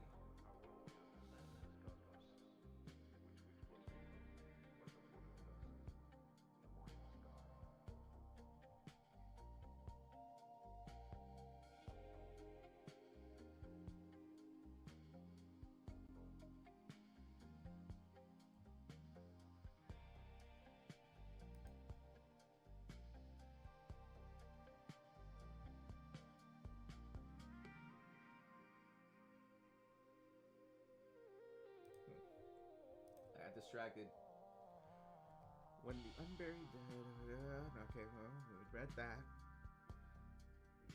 This essentially applies to political victims who are killed, their corpses maltreated and hidden, but later discovered and exhumed. The list of political and buried dead lasts long. Oh god, yes it does. And if you don't have context for it, here's something that may actually, cause that synapse connection. Jimmy Hoffa. If you know what I'm talking about, you know. If you don't know what I'm talking about, JFK. No, JFK doesn't apply. No, that's not the same context. Shit, all I got's Jimmy Hoffa right now. And, what is it, the Jade Emperor. But that's, really far fucking ago, and I don't know if I'm making the right thing. The right connection. Shit, all I got is Jimmy Hoffa. But yeah, Jimmy Hoffa. On it we find Imre Nagy, the hero of the 1956 Hungarian Revolution, who was reburied on 16 June 1989. Che Guevara and his companions reburied in Cuba in October 1997. Oh, you're giving secondary burials. You're giving secondary burial examples. I thought you were just talking about these are unburied. Khmer Rouge victim in Cambodia, massacre victims in Guatemala, and the desaparecidos, the missing of Argentina. I don't know what some of these are.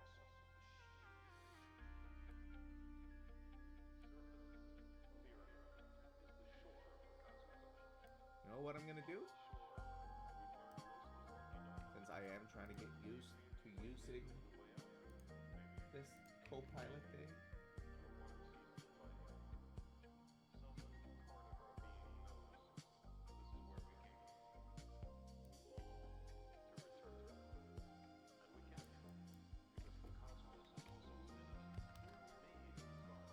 can explain,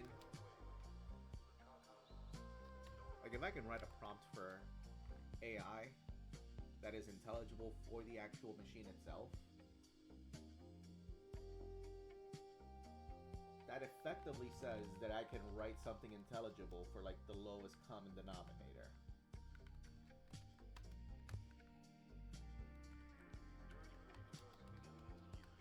Because prompts, you're supposed to make them dumb and simplified and to the point of what you want, if I understand how you're supposed to prompt write correctly.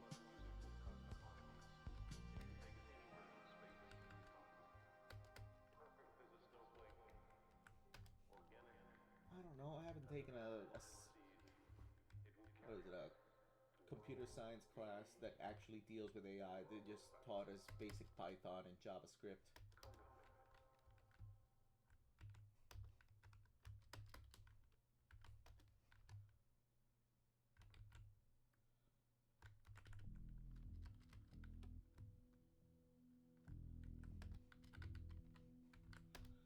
And really, I only use this when I'm on stream.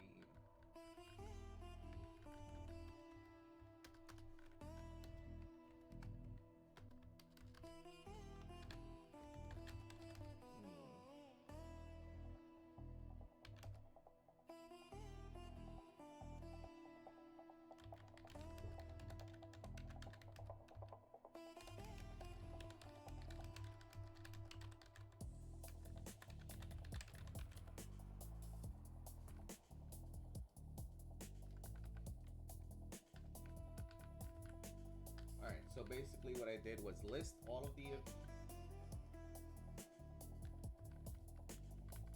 events and people that were in this paragraph, and just said to give me a quick refresher and context on all the above references.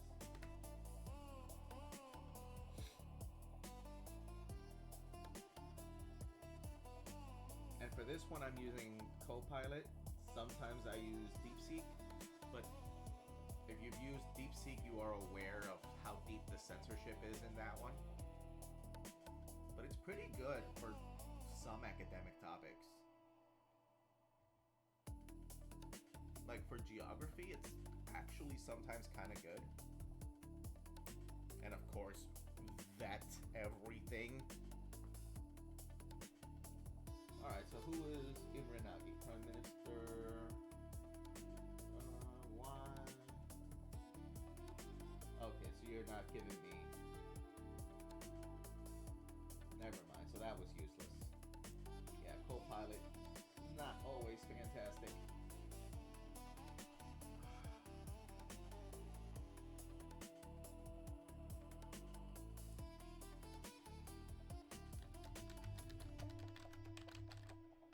Try this again.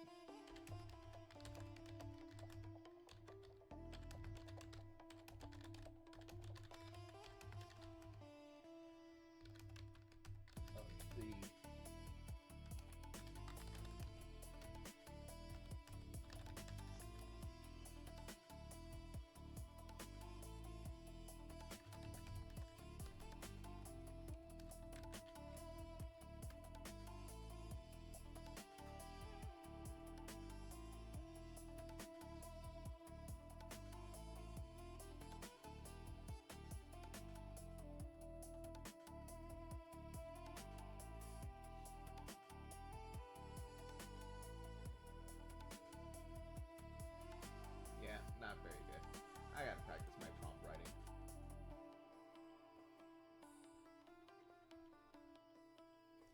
Alright, my seminary friend has written back. There's a reason fraud and betrayal are the two lowest circles of hell when I sent them the story about the body on the dung heap. Oh, and roommate has arrived. Well, let me tell them that they have a burrito on the way. 1 second.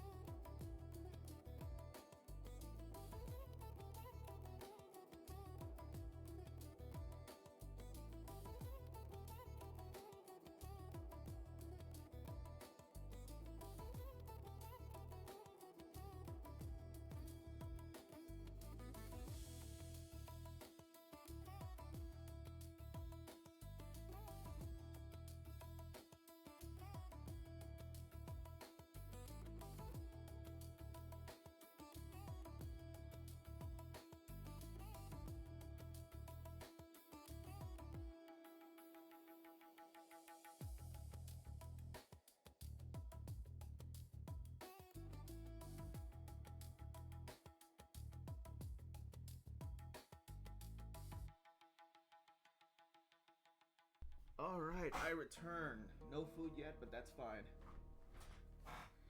Alright. James rewrites the history of relations between political and ethnic groups. I just ran up the stairs. Give me a second. Whew. Breathe. I breathe it out. I breathe it out. Spooky, are you really submitting to be a professor? This is a professional, and I don't give a shit. I thought we made this clear. This is me. This is not what I am in class. Alright? When we're in class and in person, it's a different sort of, more formal thing. But they're getting the streamer personality. And that's on purpose.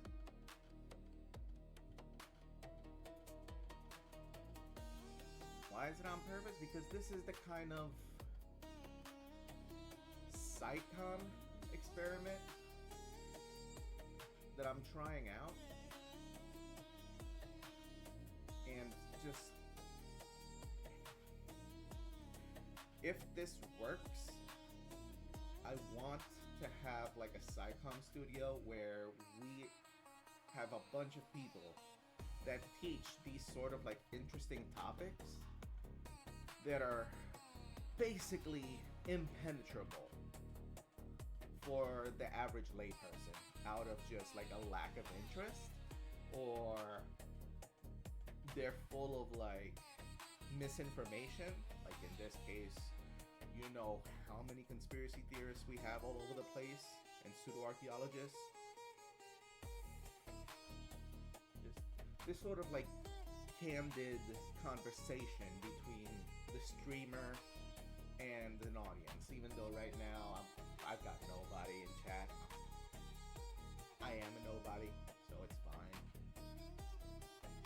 But that's not the point here. It's just the communication, the personality, the psychom, and just being candid and having a guided reading. That's the thing that we're trying out.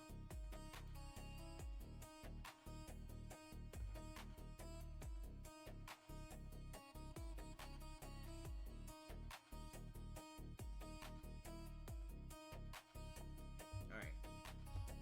From the perspective of the killers, mutilating corpses and making them disappear not only conceals death.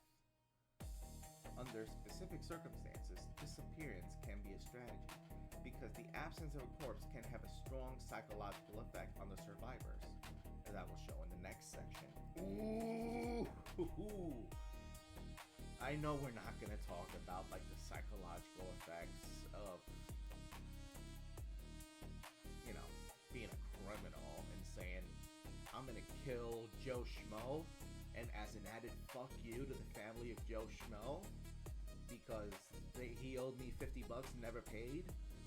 No, I'm gonna hide the body so they don't have anyone to bury. They just know that Joe Schmo is dead, but they ain't got nobody to bury because fuck you. So, ha. I know we're not gonna talk about that, but somebody should.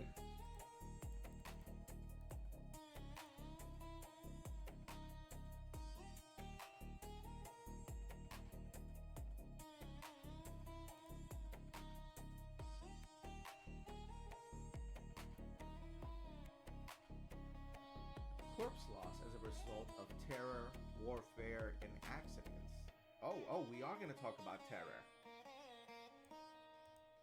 Was probably as common in prehistoric and early historic times as it is today. Yeah, now we just have the added thing on the list of, forensic obfuscation.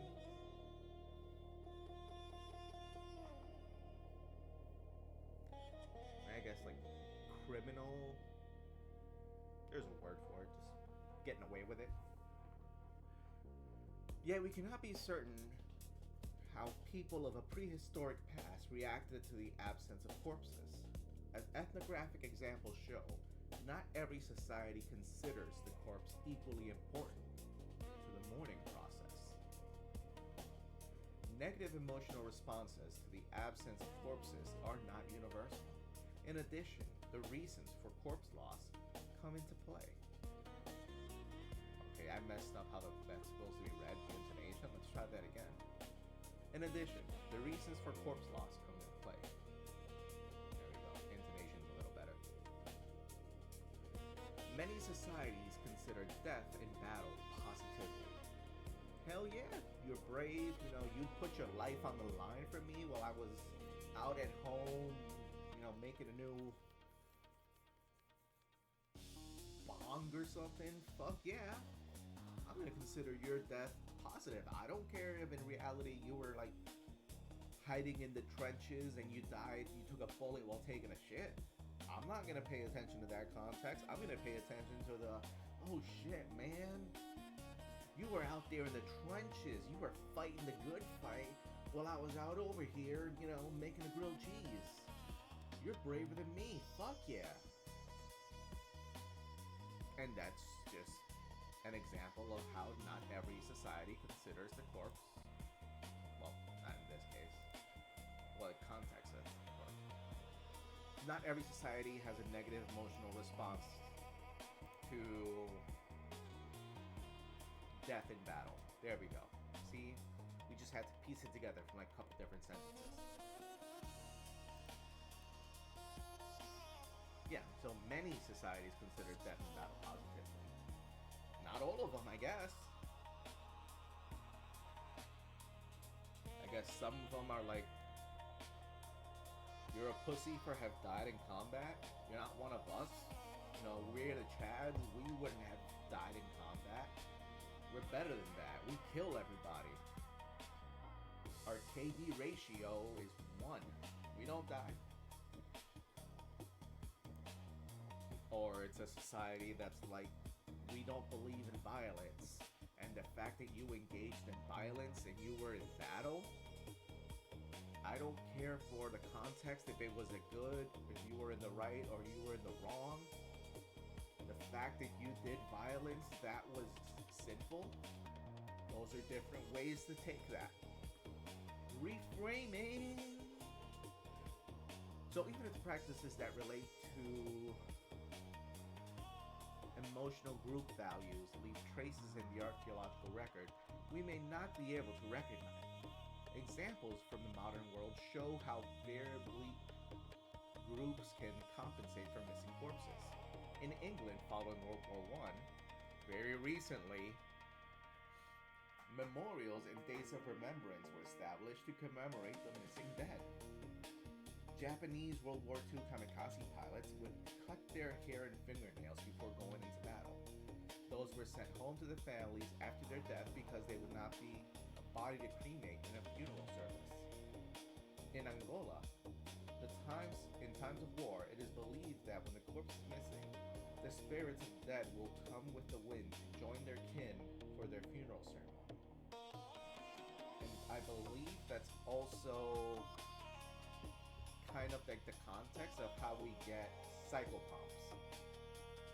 What's a psychopomp, Spooky? I'm going to give you an example of one. The Grim Reaper. A psychopomp is a spirit or entity or being or whatever that comes at the time of death to take the soul or the remain or whatever to the afterlife it's supposed to go to.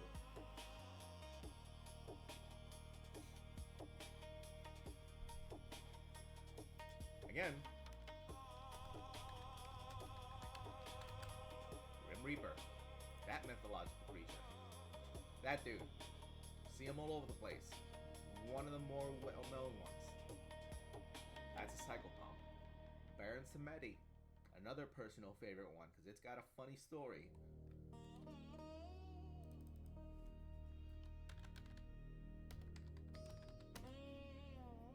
Conductor of souls, that's the proper word.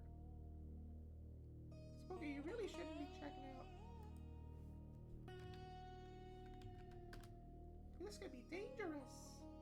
There we go, this is the image that I wanted. Yeah, there's several of them.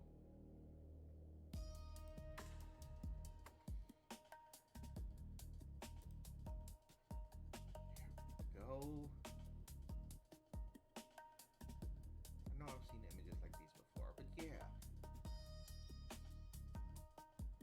really cool thing to study. And if you want an example of a way you can get into studying it without having to go through like different churches or whatever, Gunner Creek Court. It's a comedy that talks about it. I mean, not a comedy, a comic. Really cool, kind of weird. I don't know the context. I haven't read it in a while, but that was my introduction for cyclopomps and how I got into studying them and learning about them rather than learning from a book in a textbook. It gave me more of an imaginative context. It sparked the passion for that rabbit hole. I don't want to say that, ooh, I learned it from a comic book. It's like, no, that's what opened the rabbit hole for me. That's what told me, oh shit, this is a concept, this is a thing we can learn about. I've never thought about this before. Holy shit, I'm developing a new neuron. Wow, I'm learning. I'm gonna go look up and see what are other examples of it. Oh shit, that's what the Grim Reaper is? Oh shit, these are all the other stories. This is what the Cormac and the Corlock are. And like, this is how these people thought about it. This is what, that, what? And it just led me to just, oh, and that's one of the reasons why I'm in this class. That's why I'm learning, mortuary archaeology. Well, mortuary anthropology, yes, because they're related. I don't care. Oh, now I'm starting to get it while you're sending this to your professor. Yeah. While I'm here, baby. We're doing several things at once. We're doing an experiment in Psychom, and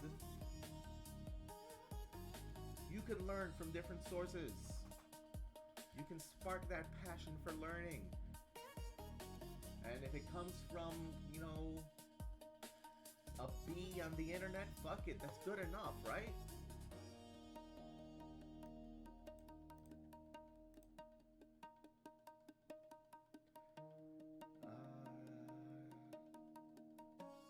Examples is the modern world show. I already read that.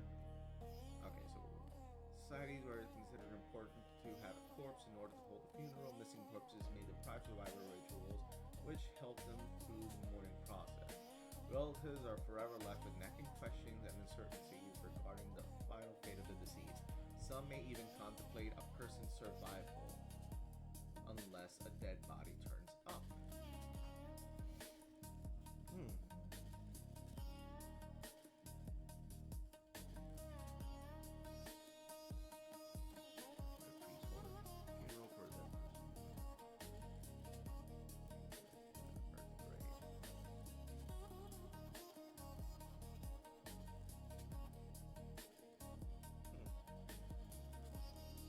Taking a second to bask in it. I'm not an art historian, so I can't give any context or more information regarding this. But I like that the source is put in an inobtrusive way. Good job. See, I'm not always gonna be roasting, how things are formatted. This is a good job. This is a proper way of how figure should be put. It's got notes that give you some context. It's got something that is not shown in the image but part of the greater thing. It's how it's related. You know what? Well communicated.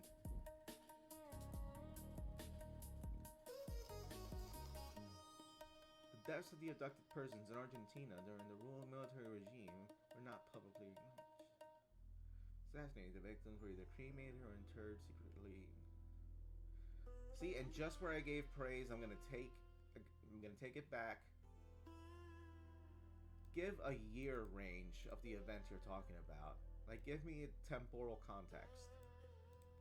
I know you're talking about the desaparecidos, but you gotta remind the reader.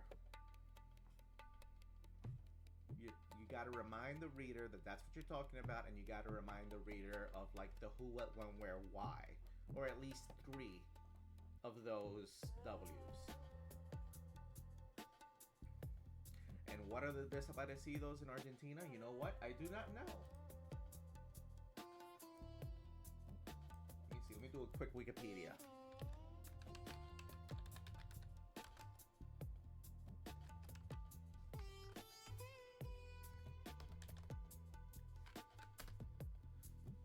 The Dirty War.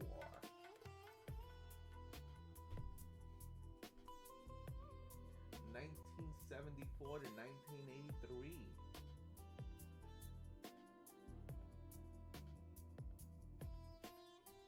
Oh shit, this is a huge Wikipedia article. Yeah. Think about your history class for a second. You learn a lot about like the European wars, right? You don't learn a lot about, you know, South American wars, or all the different African wars, or the different Middle Eastern wars, or the Asian wars, or even a lot of the American wars. And I'm speaking specifically to the US audience. Because the US has definitely had more than its fair share of internal wars. It isn't just the Civil War, it isn't just the War of 1812, it isn't just the Revolutionary War. There's been a couple more. There was one post, I want to say World War II, and it was, hold on, give me a second to look it up. It was because of an election, there was a small civil war in one of the states in the U.S.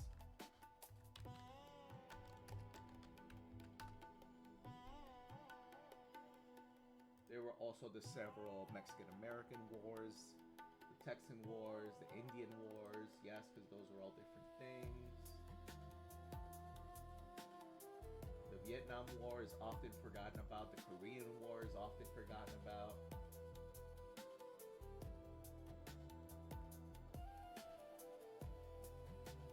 The whole Kosovo invasion is often forgotten about.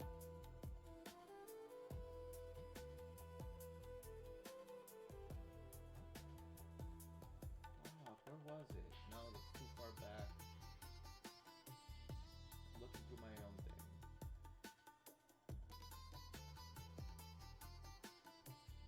Not Audie Murphy. The Watermelon War, that is a thing that happened. That was in South No, where was it in? Yeah, it was in Central America, I want to say. One of the events that led to us having the Panama Canal, I think. I don't know, I'm kind of fuzzy on that one. I know that was a thing around that time.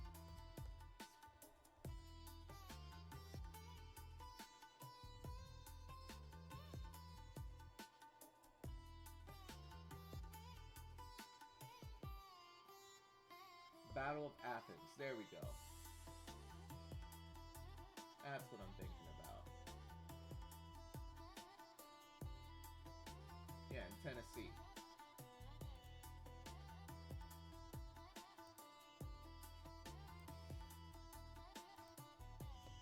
Just saying.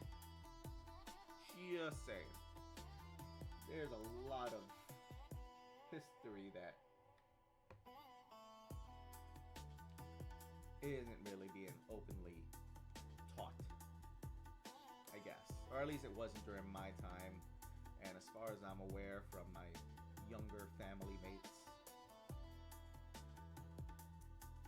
isn't really being, you know, going into now. We should really need to have a buddy that I stream with that knows a lot about U.S. history and can go into all that. That'd be fun. Because I know U.S. history is not my forte, and it's not something that I'm really personally interested in.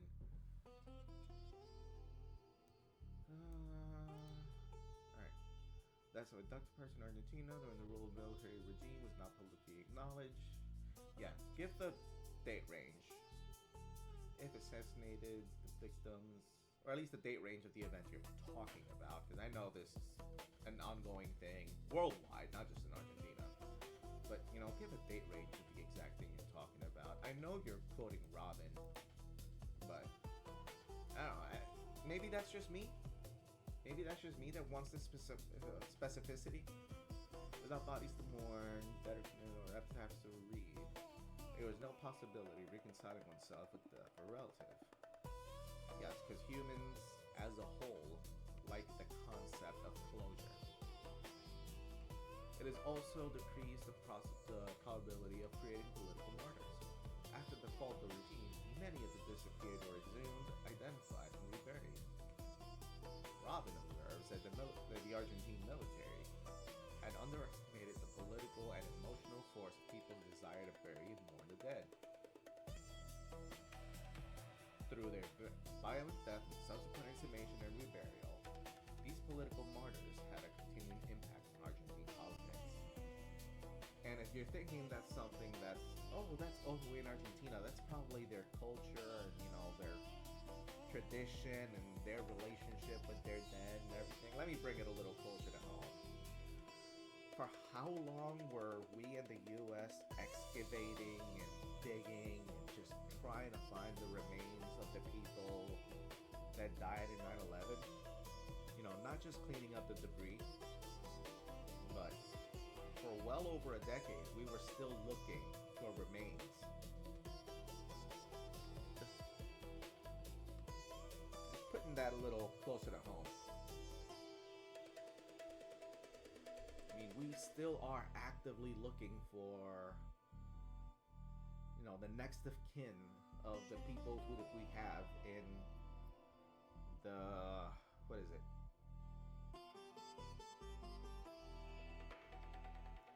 Tomb of the Unknown Soldier in Arlington. Just dropping that there. Trying to bring it a little close to home, making it a little more relatable. The absence of corpses had a similar effect during the times of La Violencia, violence. The genocide among inhabitants of the highlands in Guatemala. Because it was difficult for the relatives to bring out emotions without a corpse. Women report they felt dirty, as if embodying the pollution of the bodies of the dead. And that is what we in the business call a moral injury, or a psychic injury. That's another rabbit hole for y'all to go down in through. Because yes, those are things. And that heavily preys on your instinctual feeling of unfairness. Nobody likes feeling ripped off. Let me put it like that. Nobody likes feeling ripped off. Or that, they're the subject of unfair treatment. That's kind of hardwired into us. That's kind of stuck in our DNA. Or our emotional DNA, if you want to go down that rabbit hole. But yeah.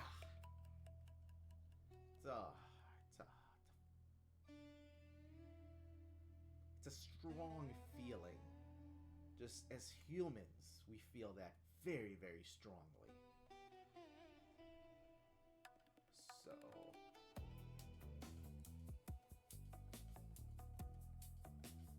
you feel dirty. You feel as if you were done dirty. To have the bodies later reburied in the cemetery meant that the spirits had a chance to make the journey to the world of the dead and allowed the relatives to visit the graves on the Day of the Dead.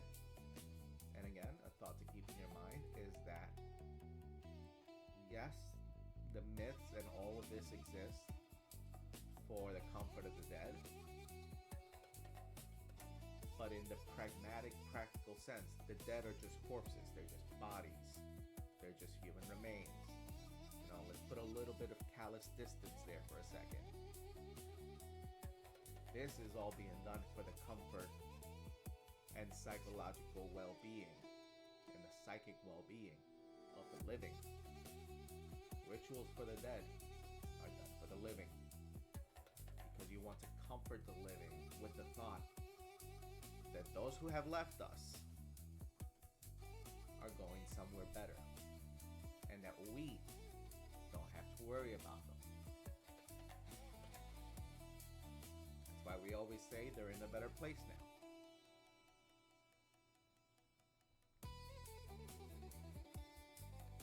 You know what? I think it's time. We have gone fully into the topic of anthropology.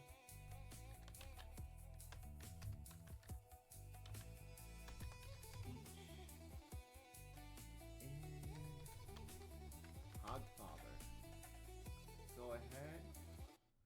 How's that? Let's get ourselves in the mood. You were sure? Take a second before we start. Take a deep breath. In. Out. Let's get in the mood. Set the candles. Close our eyes. Take another deep breath. Out.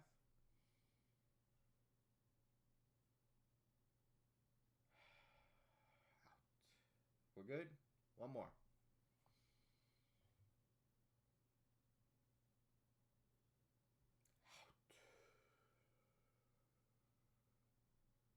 We're good. We're calm. We're in the zone. Just listen and bask in it. You were sure I was going to survive, were you? I was quite confident. Good. Now, tell me... What would have happened if you hadn't saved him? Yes. The sun would not have risen. Then what would have happened? A mere ball of flaming gas would have illuminated the world. All right, I'm not stupid. You're saying that humans need fantasies to make life bearable? No. Humans need fantasy to be human. To be the place where the falling angel meets the rising ape. With tooth fairies, hogfathers. Yes. That's practice. You have to start out learning to believe the little lies. So we can believe the big ones? Yes. Justice, mercy, duty, that sort of thing. They're not the same at all. You think so? Then take the universe and grind it down to the finest powder and sieve it through the finest sieve, and then show me one atom of justice, one molecule of mercy. And yet, you try to act as if there is some ideal order in the world, as if there is some rightness in the universe by which it may be judged. But people have got to believe that. What's the point? You need to believe in things that aren't true. How else can they become?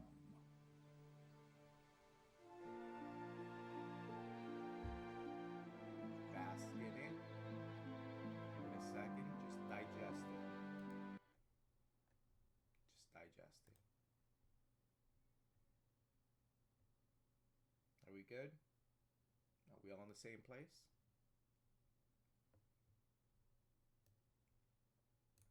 And that's why I keep saying that death is for the living. So, we're all in the same place when it comes to this paper, this whole reading. Guided readings. That's what I gotta say. Okay, I'm gonna keep that in mind.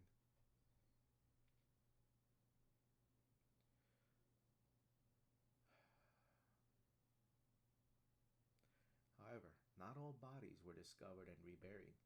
The survivors of those whose corpses could not be recovered were even worse off, feeling a growing anxiety about their relatives' fate. This is in line with Brinson's observation that the very same beliefs that under normal conditions give consolation and help people surmount suffering can inhibit complete psychological and social recovery. Read that again.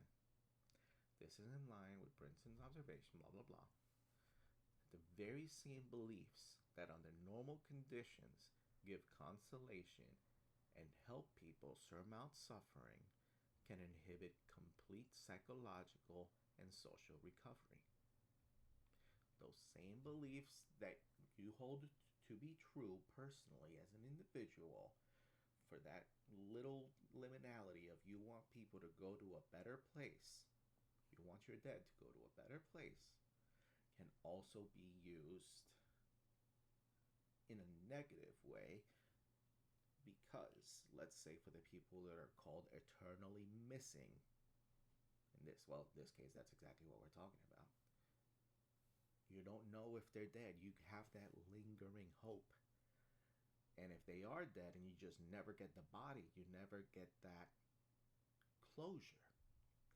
That's psychic wound, that psychological wound, can just inhibit your recovery, in their words.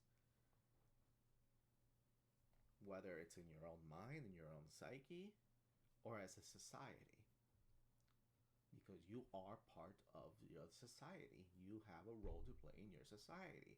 And that role is more important the smaller the society is.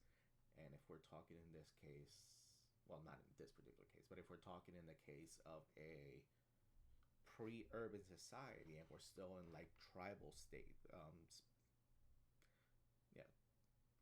still like where you consider like villages, hamlets, lower level urban places, you are losing a valuable member of the community. Or if it's a high status member of that community, you are losing that leadership or the person with that expertise or that role in the labor, and that can cause an entire societal collapse in a smaller population society or smaller population settlement. And that is stuff to think about. Because let's like just yoink it all the way into the future, where there's like a bajillion humans and we're kind of just like another statistic and another number in the thing. No, each and every person is in a way load-bearing. And if you lose too many load-bearing people, well, foundations start to take a crack. And how do you prevent the loss of load-bearing people? By educating the next generation? Ish? Maybe? Kinda? Am I throwing a little bit of too much of myself in there? Maybe. But yeah.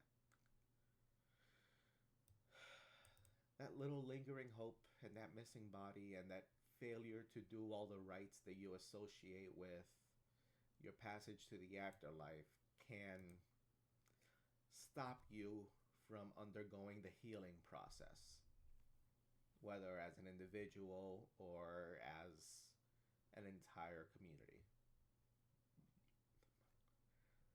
The Marine of Madagascar's worst nightmare, according to Block and Perry, is that one's body will be lost.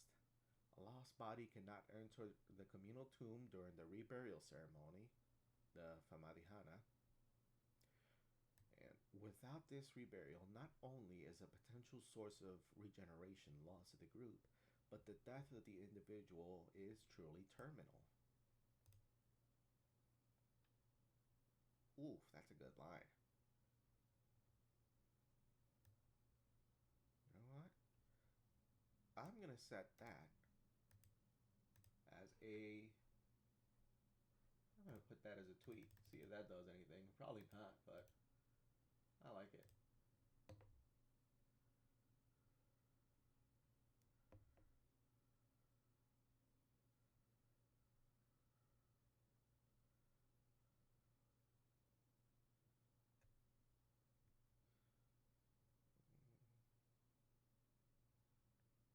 Where was it? I want to take a good quote.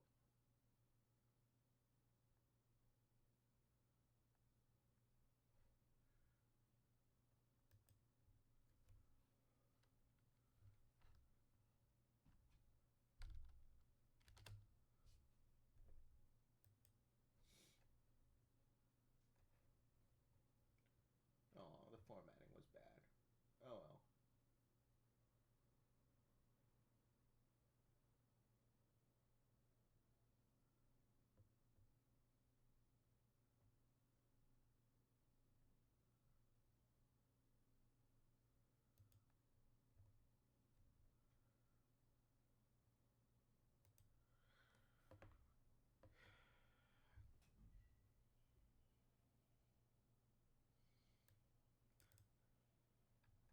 And for like the loss to the group, I'm thinking that blank slate human.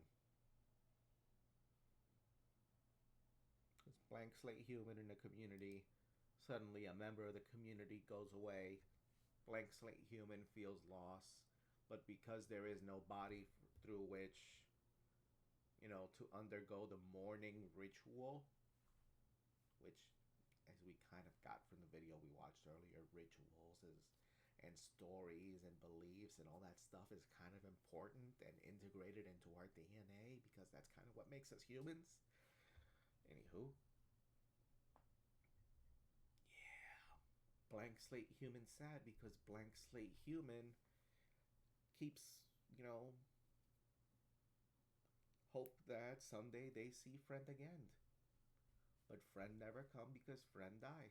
And blank human don't know. And even if blank human know, blank human never really know because they don't have body.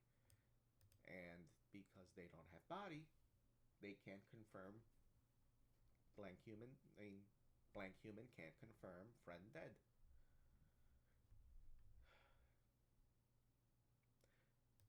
Is that kind of reductive? Yeah, but that's a way to teach how psychology and thought paradigms work. Okay, I'm on the last paragraph of page 10. I just want to see how much longer we've got. Oh, not that much. It's just a lot of suggested for... Holy shit!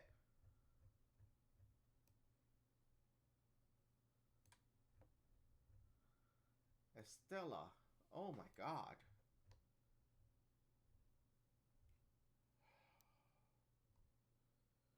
Just goddamn. Like, you went down rabbit holes. Whew. Like, yes. Hands off. Like, really, really, really clap. Like, hold on. Let me words. Pat in the back and, like, really proud of you because holy shit, that is just an amazing amount of rabbit holes and sources you went through. But also, what the fuck, man? This, it's not on you. Like, you're doing great. You're doing fantastic. It's just psychom. Like, you did great. We can turn this whole thing into a whole... Well, I'm turning it into a stream, but we could turn this into like this huge show and it could be really interesting. You can go down to several rabbit holes like we did today, and it's just, it could be so much better if we were just a lot more flexible when it came to psychom and how we wrote things. It's just multidisciplinary work is just so involved. And academic writing is so restrictive because you have to just...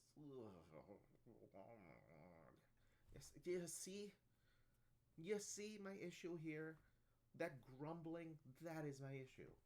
And that's something I'd like to do something about. Something I can fix. And if it's just doing read-alongs like I'm doing now, fuck it. That's what we're doing. Fuck it, we ball. Because this is so interesting, and we're talking about so many cool and interesting things. But, like, at least for the layman, this is written in such a just inaccessible way. And that bothers me. That hurts me deep in my kokoro. Deep in my soul, it hurts me.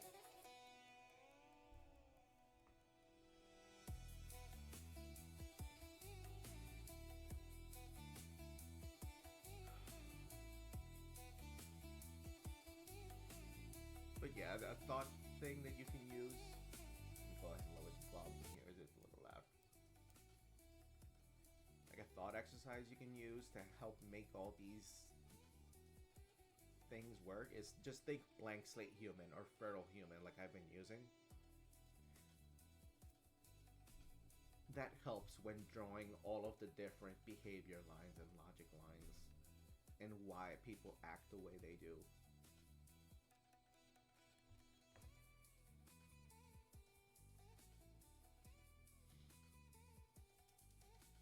And you have trouble like envisioning blank slate humans, then something that might help is going down the Zen meditation rabbit hole. while also going down the intro to cognitive sciences rabbit hole.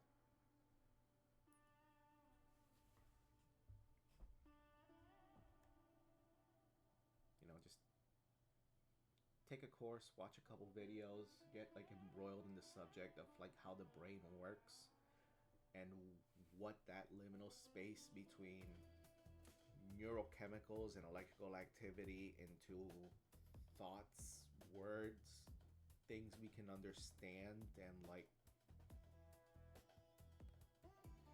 internalize, like where that connect, disconnect, where that gray zone or whatever the hell is.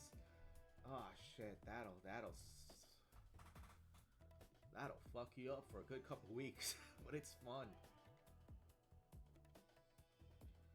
It is fun. Alright, so in July 1998. See, you're giving me a date for this, but you didn't give me a date for the Desaparecidos. I say, I know you can do better. Like, I know this. You're doing great. Like, I've been doing what I think is a decent job of ignoring the citations when I'm reading, so I don't like break the flow of the sentence too much. But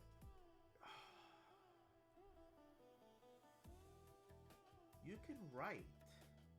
You just gotta remember, like maybe have a couple post-it notes here and there. It's like detail work, consistency, that matters. That matters when you're writing a narrative. And I know writing a narrative and writing an academic paper are two different things, but it strengthens it. Give me the date ranges, dang it. Squad of 9 miners and 1 geologist was sent into the mine to help in the rescue.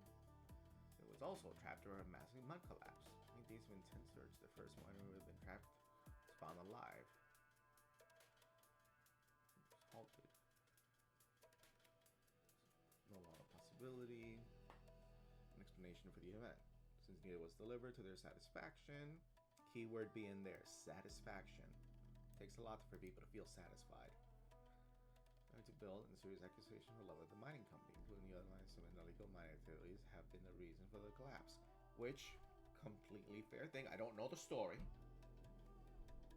I don't know the story at all. It could have been just like normal environmental process, because that is a thing that can happen with mines. You know, that's just landform processes.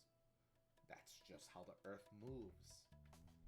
Sometimes fall-ins and cave-ins and landslides happen because of a bunch of complex building factors and physics at play that you just cannot account for. And it's just nature did a shit. But yes, illegal mining activities can entirely be a thing. But I know that the hey shit happens explanation is never gonna be up to anybody's satisfaction. And if somebody's not satisfied, they're still gonna want blood. A large crater with heavy open during the collapse was filled and a memorial was erected on top.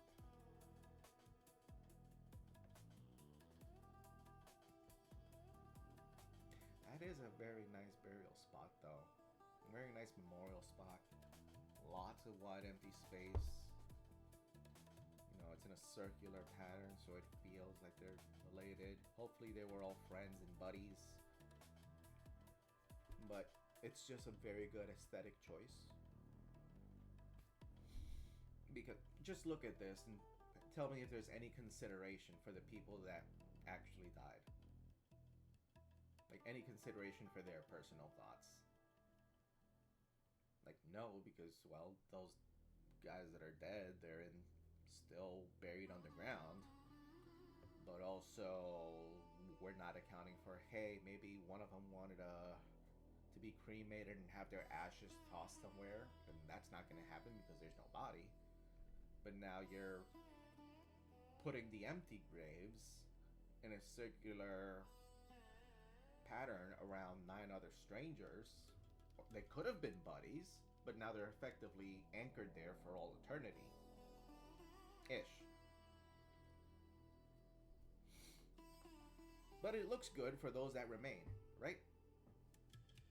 Which is fine. That's fine. That's completely fine.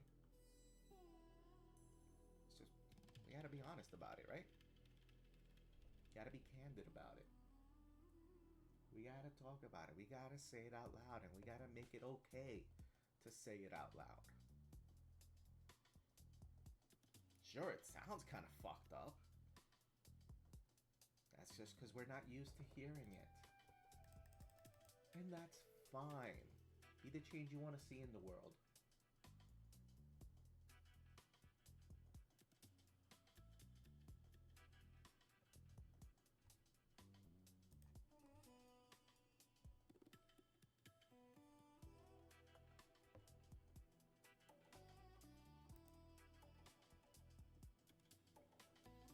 The allocation and form of this monument is an attempt to comply with the emotional and ritual requirements of the survivors. 10 individual grave slabs, which are arranged in a circle, are the names of the 10 victims. Although devoid of bodies, these individualized graves provide a chance for the relatives to carry out specific ritual actions and follow Roman Catholic mortuary customs, such as bringing fresh flowers, lighting candles, and visiting the graves on All Souls Day. Following Williams on the agency of object, one could argue that the physical absence of the bodies has influenced the way in which the mourners interact with the dead. Had the dead miners been recovered, the corpses would have been laid to rest in the local graveyard. See? Like, they're kind of saying it. She's kind of saying it. Like other disaster monuments, the Lassig Monument is more than just mnemonic. It marks the space of the disaster and indicates that the dead are present in some regard. Yet the attempt to facilitate mourning and remembrance of the tragic event by means of monument was not successful. In Austria, a proper funeral requires disposal of a corpse. Despite being buried by the collapsed debris, the erection of a memorial and commemorative ceremonies held with them, the Lassig-minded victim remained unburied dead. Ooh, you're bringing it back around. You're going in with the well written. But yeah, technically they're buried, but they're not buried. That's effectively what she's saying. They're technically buried, but they're unburied.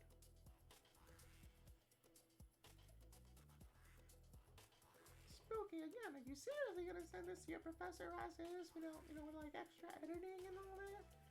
Yes, because that's part of the character.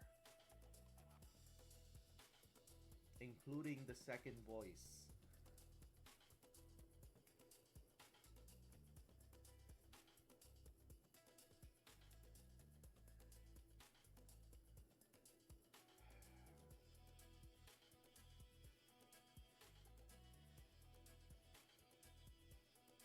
They're buried, but they're not buried. Like, technically, but no.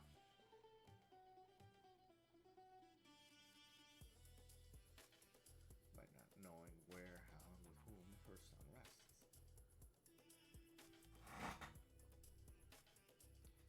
His name has been recognized with a Pan-American Health Organization. Oh! Their guidelines surround the necessity to recover corpses after disasters. Disaster victims should be treated as persons, not bodies, because the inability to perform rituals would condemn the family to a second death. Man, you should have said that so much higher and earlier. Like, that would have been such a great anchor for, like, your thesis. One of the great fundamental pillars. You could have rested on that. Well, and again, it could have been used as a crutch, depending on the narrative flow. But yeah, that's all you're giving us? That is all you're giving us? 3 sentences? Come on! Estella. Buddy. Memorials are often an inadequate substitute for graves, as chosen by Williams in their analysis of Torcross Tank Memorial in Devon. The monument was erected by a local man in order to commemorate U.S. American soldiers who had died in battle training ahead of D-Day. During Exercise Tiger, German torpedo boats sank 2 American land and float tanks and damaged another. The attack resulted in the loss of over 700 lives. I did not know about this one. Huh. I like to think that I'm pretty good about my military incidents and my military history, but I didn't know about this.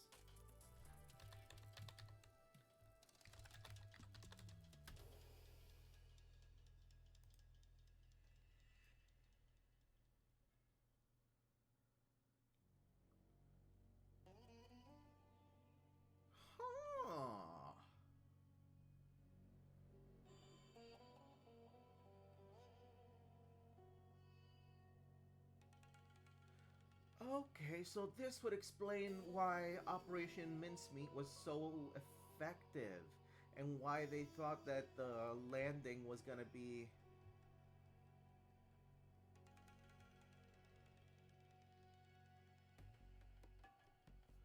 Yeah, so that's why they were like, okay, so we know that a landing is gonna happen, but we don't know where it's gonna be, and that's why they were so convinced. Okay, so there is... Okay.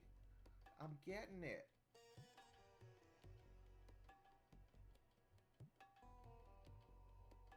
I haven't read the whole thing. I just skimmed it, but it's just...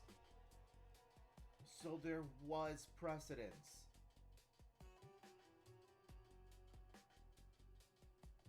Okay, for the whole Operation Overlord, there was precedence, and that's why the Germans were so fucking itchy about it. They were like, we know something's happening, because there was precedence already.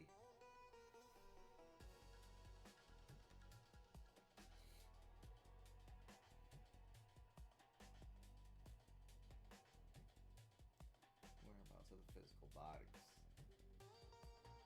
The obsession with missing corpses directly leads us to the changing perceptions of the relationship between personhood and the corpse.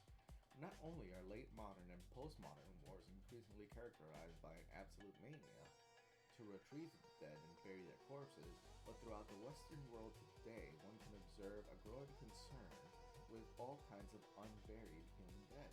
The dissemination of U.S.-American attitudes towards a dead body is slowly creating a new ideology in which proper burial is equated with permanent and individualized disposal in the ground.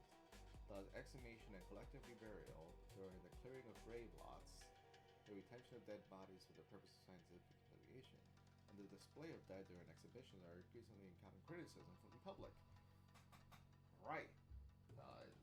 Americans are kind of getting this whole prudish thing again. We're back in this whole prudish swing, and we don't really, as a whole, want to see like violence in movies and sex on TV anymore. We're getting a little more Puritan,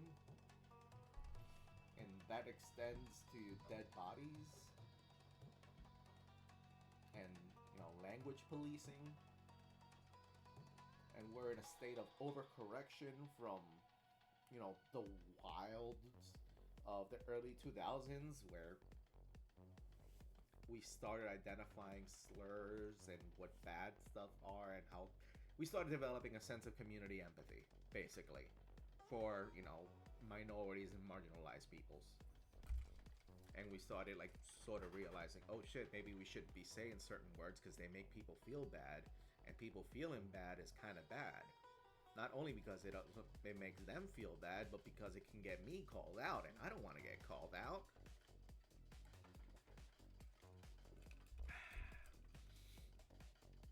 And then that eventually led to the over-policing of language in social media. And why we can't say certain words when we're streaming, or making videos, or in public without making people uncomfortable, or on TV. And that's why George Carlin remains hilarious right now.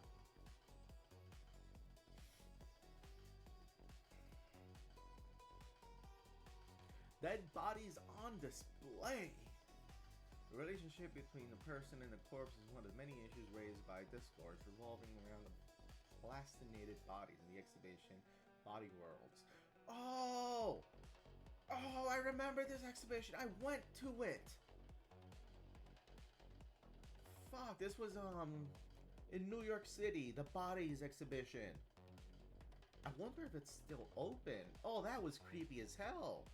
It was the first time I saw the jellyfish. Jellyfish being like the fully extended dissected nervous system. And it was like, you're the son of a bitch that's giving me all these issues and all these existential problems. Fuck you. Fuck you, internal jellyfish piloting this bone mech covered in like meat armor. You know, and zipped together and skin and keratin and chitin and who knows what other shit. You're an asshole. Oh, if you've never had the opportunity to go to one of those exhibits, or just like look up what your nervous system looks like, and just call them an asshole. Just take that opportunity. Because they're an asshole. They are the one that is responsible for the everything that you are, the first person view that you are experiencing right now. It's them. The depression and all that existential crisis that you go through, and all the thinking and overthinking and anxieties and like dealing with social life and dealing with life and deciding what you're doing in X and Y moments and how you're doing it and what you're saying and what you're thinking and the internal monologue and all that other bullshit that you deal with on the daily life. It's that asshole. Oh, you gotta look him straight in the eye, I guess. They're sometimes displayed with eyes. And you just gotta say, you bitch. You bitch. Why you gotta do me like this? I thought we were cool. What do you want? You want another fucking piece of spinach? Do you want a leaf? Is that what it's gonna take to make with the happy neurochemicals? No?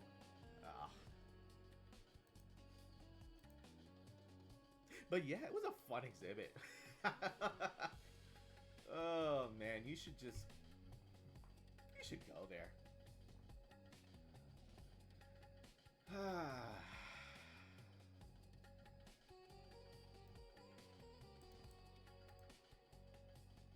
Yeah, just take a moment, because that was just madness. That was great. Oh, that was great.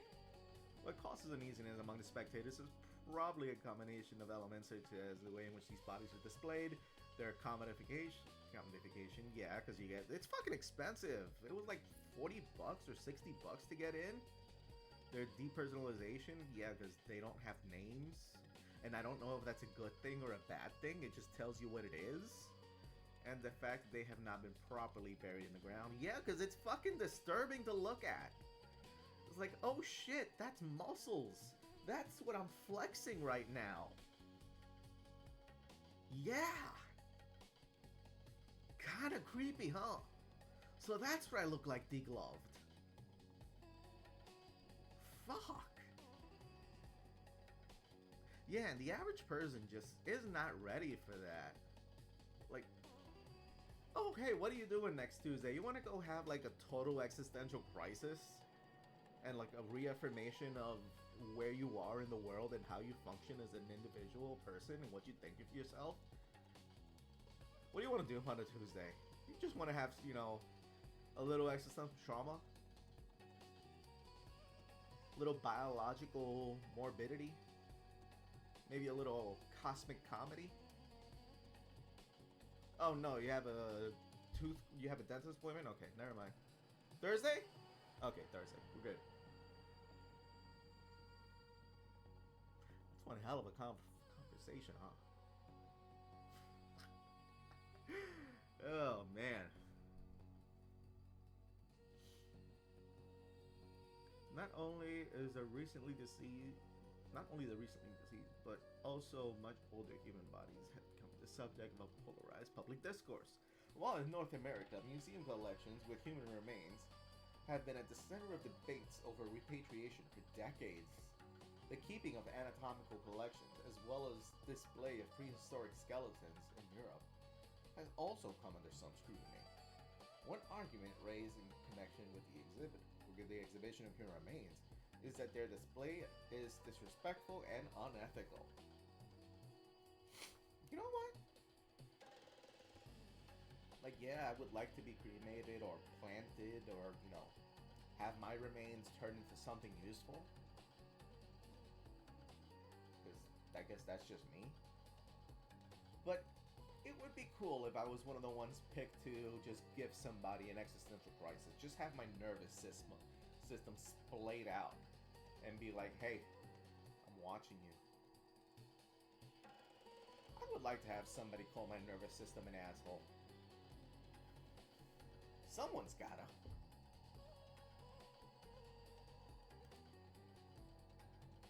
Like, I see you and me, and you're a bitch. Oh, man. That's funny. That's just funny. Lines and underlying intention strongly depends on the context. In modern times, the corpses of famous individuals such as Lenin, Mao Zedong, or Eva Peron were embalmed in order to be viewed and venerated by the living shortly after death. These dead bodies strengthened the legitimacies of the ruling parties. These relic bodies were never physically removed from the world of the living. In no way was the displays of these dead meant to be disrespectful. The mummified Inca kings, according to historic sources, were also brought into the public domain in order to play active political roles. They carried on daily domestic lives in their Cusco palaces, attended state ceremonies, spoke, ate, drank, and asked questions. The dead bodies continued to own private property and the estate they had possessed in life. What the fuck did I just read? Like, okay, I get it. Political figures, they were like big, important and everything.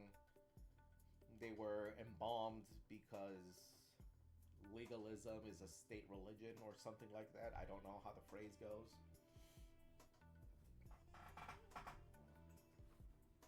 But yeah, idols for a state religion.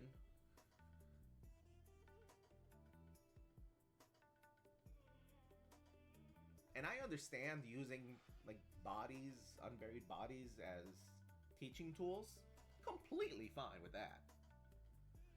People got to learn somehow, whether it's being stuck in a museum for $60 or, having a med student fuck up your Y incision for like the 5th time. Fuck it, they got to learn somehow, right?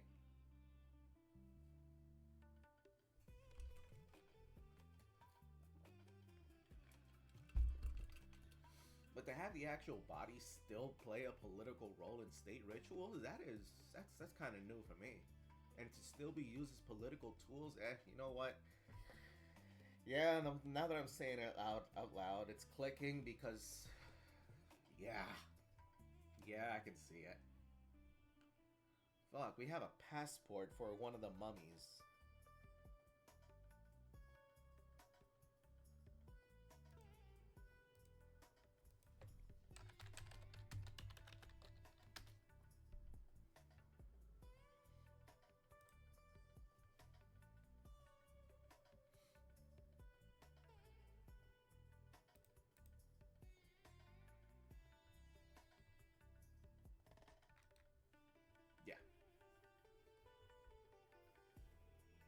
Maybe this picture isn't real.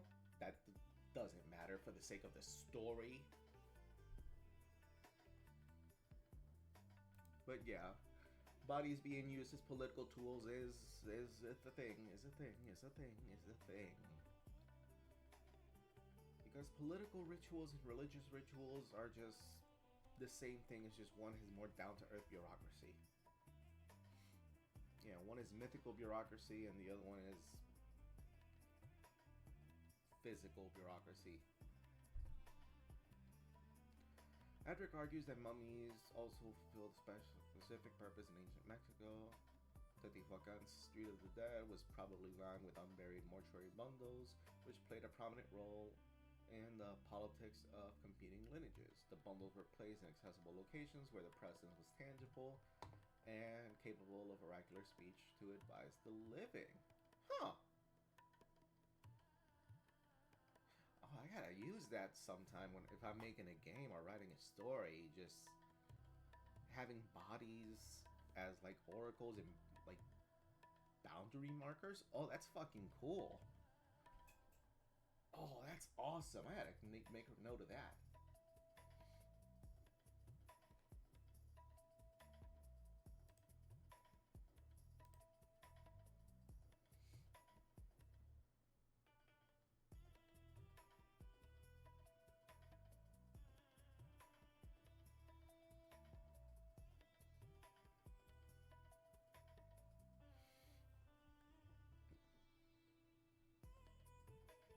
Throughout history, people have displayed the dead bodies not only of those that they have personally known, but also from a more distant past.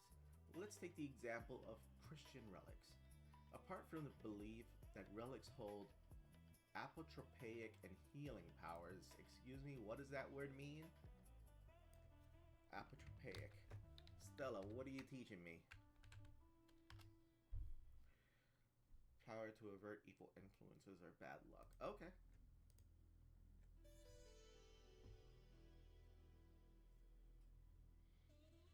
People of Catholic faith to display value from emotional experiences.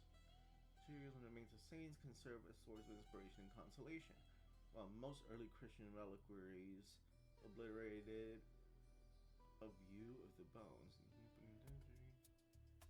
Nothing shells and altars of bones. For example, yeah, there are a lot of reliquaries that I've seen in textbooks that look really cool.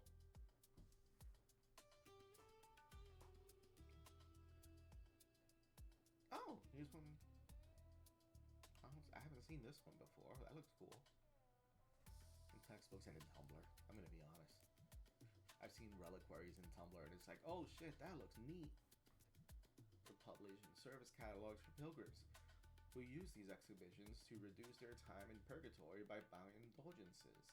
Like displays in containers holding relics as well as rug skulls, so-called holy heads, was brought to an end in the first part of the 16th century as a result of the Reformation.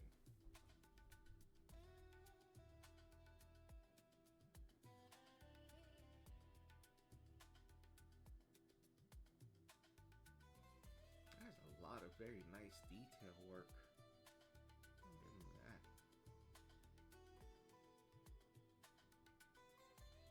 And I know that a lot of wars were fought over who had custody of what relics for what time, and they were used as a political bargaining chip.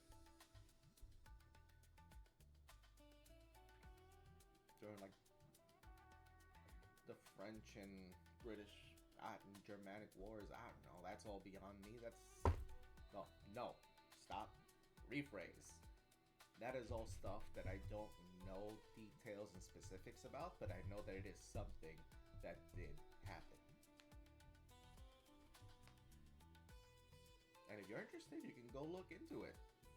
Reliquaries being used as political bargaining chips.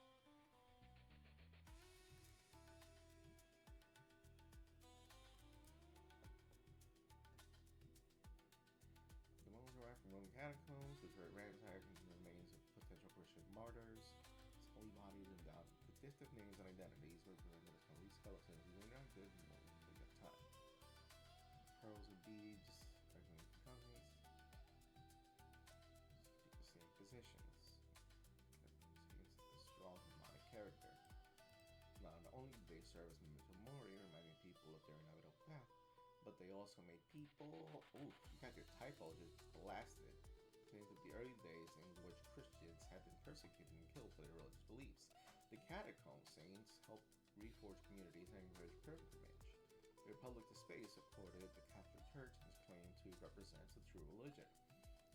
Final remarks! The unburied dead is an inexhaustible topic. There are many categories which would have merited consideration.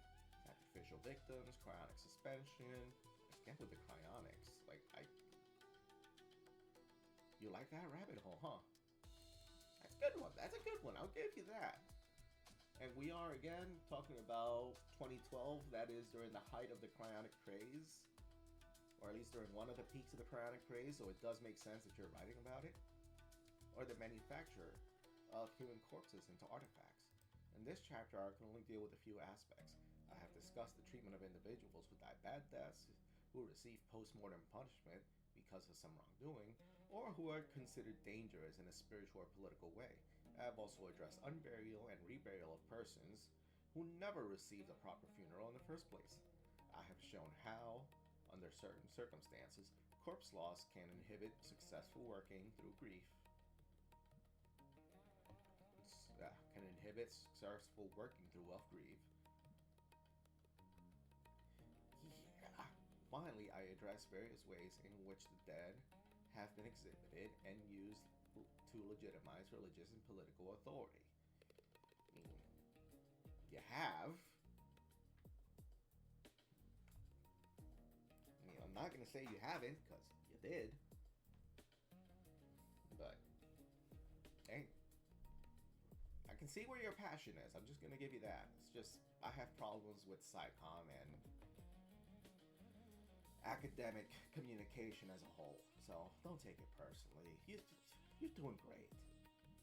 As I have mentioned before, the detection of any type of unburied dead in the archaeological record will not be easy. So how can prehistorians utilize these insights to discern the nature of the archaeological evidence? In order to identify those who were not treated according to the norm, it is necessary to determine the range of mortuary representations in any group under investigation. This can only be achieved through careful reflection of the data represented, awareness. Most likely the mortuary record consists of a mixture of funeral, extra-funeral, and post-funeral deposits. Okay, okay. We went from having a fun little jaunt and everything to what are we going? We started sprinting right here in the final remarks.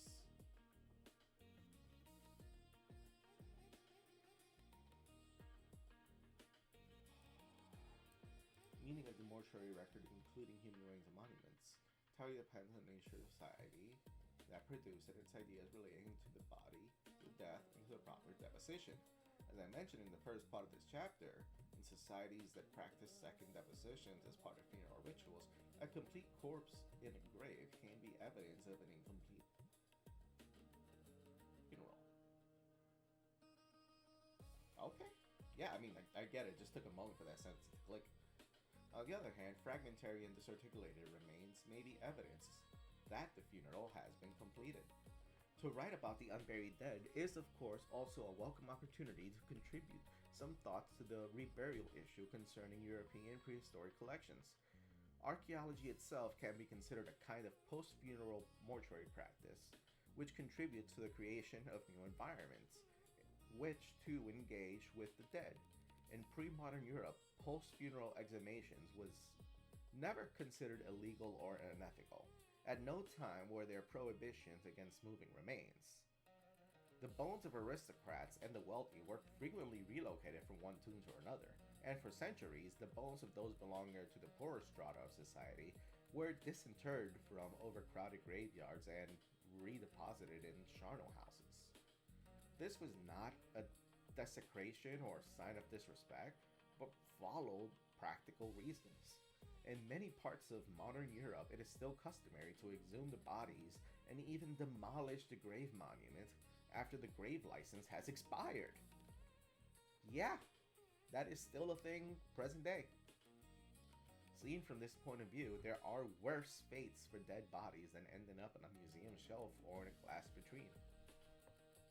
As in the Middle Ages, present-day groups often use expressions of loyalty to the memory or to the tombs of the dead as a lever to legitimate religious identity and political power. In light of the intercultural variability in conceptions of proper and improper treatment of disposal, it is probably an illusion to think that we can ever truly understand how people of a very distant past felt about their dead, and what they would have considered improper. The sanctity of human remains is always a matter of renegotiation by the living. Ooh, good, strong ending. I will give you that. It's not as like... You know what? No. Good, strong ending, period. I'm not even going to be like... No, because you did quote another good, strong ending earlier with like block and parry. Roberio is not only a potential source of regeneration to the Lost Group, but that the individual is truly terminal. That one. You could have phrased it for like a stronger one-liner. Probably. There could be... There can always be better ways of like phrasing things, but... Fuck. Good ending. Good, strong ending. Anywho, in this essay, I hope that you all understood my problems with SciComm and like in-text citations. I hope you all went through a couple minor existential crises. And that we all learned a thing or two about unburied bodies and buried bodies. So, she's still a person. She's a public entity. She's cool. And if she sees this video, hi. Again, good work. Just... my problems are with academic writing as a whole, not with you. But yeah, very good paper. I like it. I've only read this chapter. This is probably all I'm going to read. But I know where to look for if I ever need more info or ever need citations. And I like the suggested further reading. It's like, if I hooked you with anything, check this out.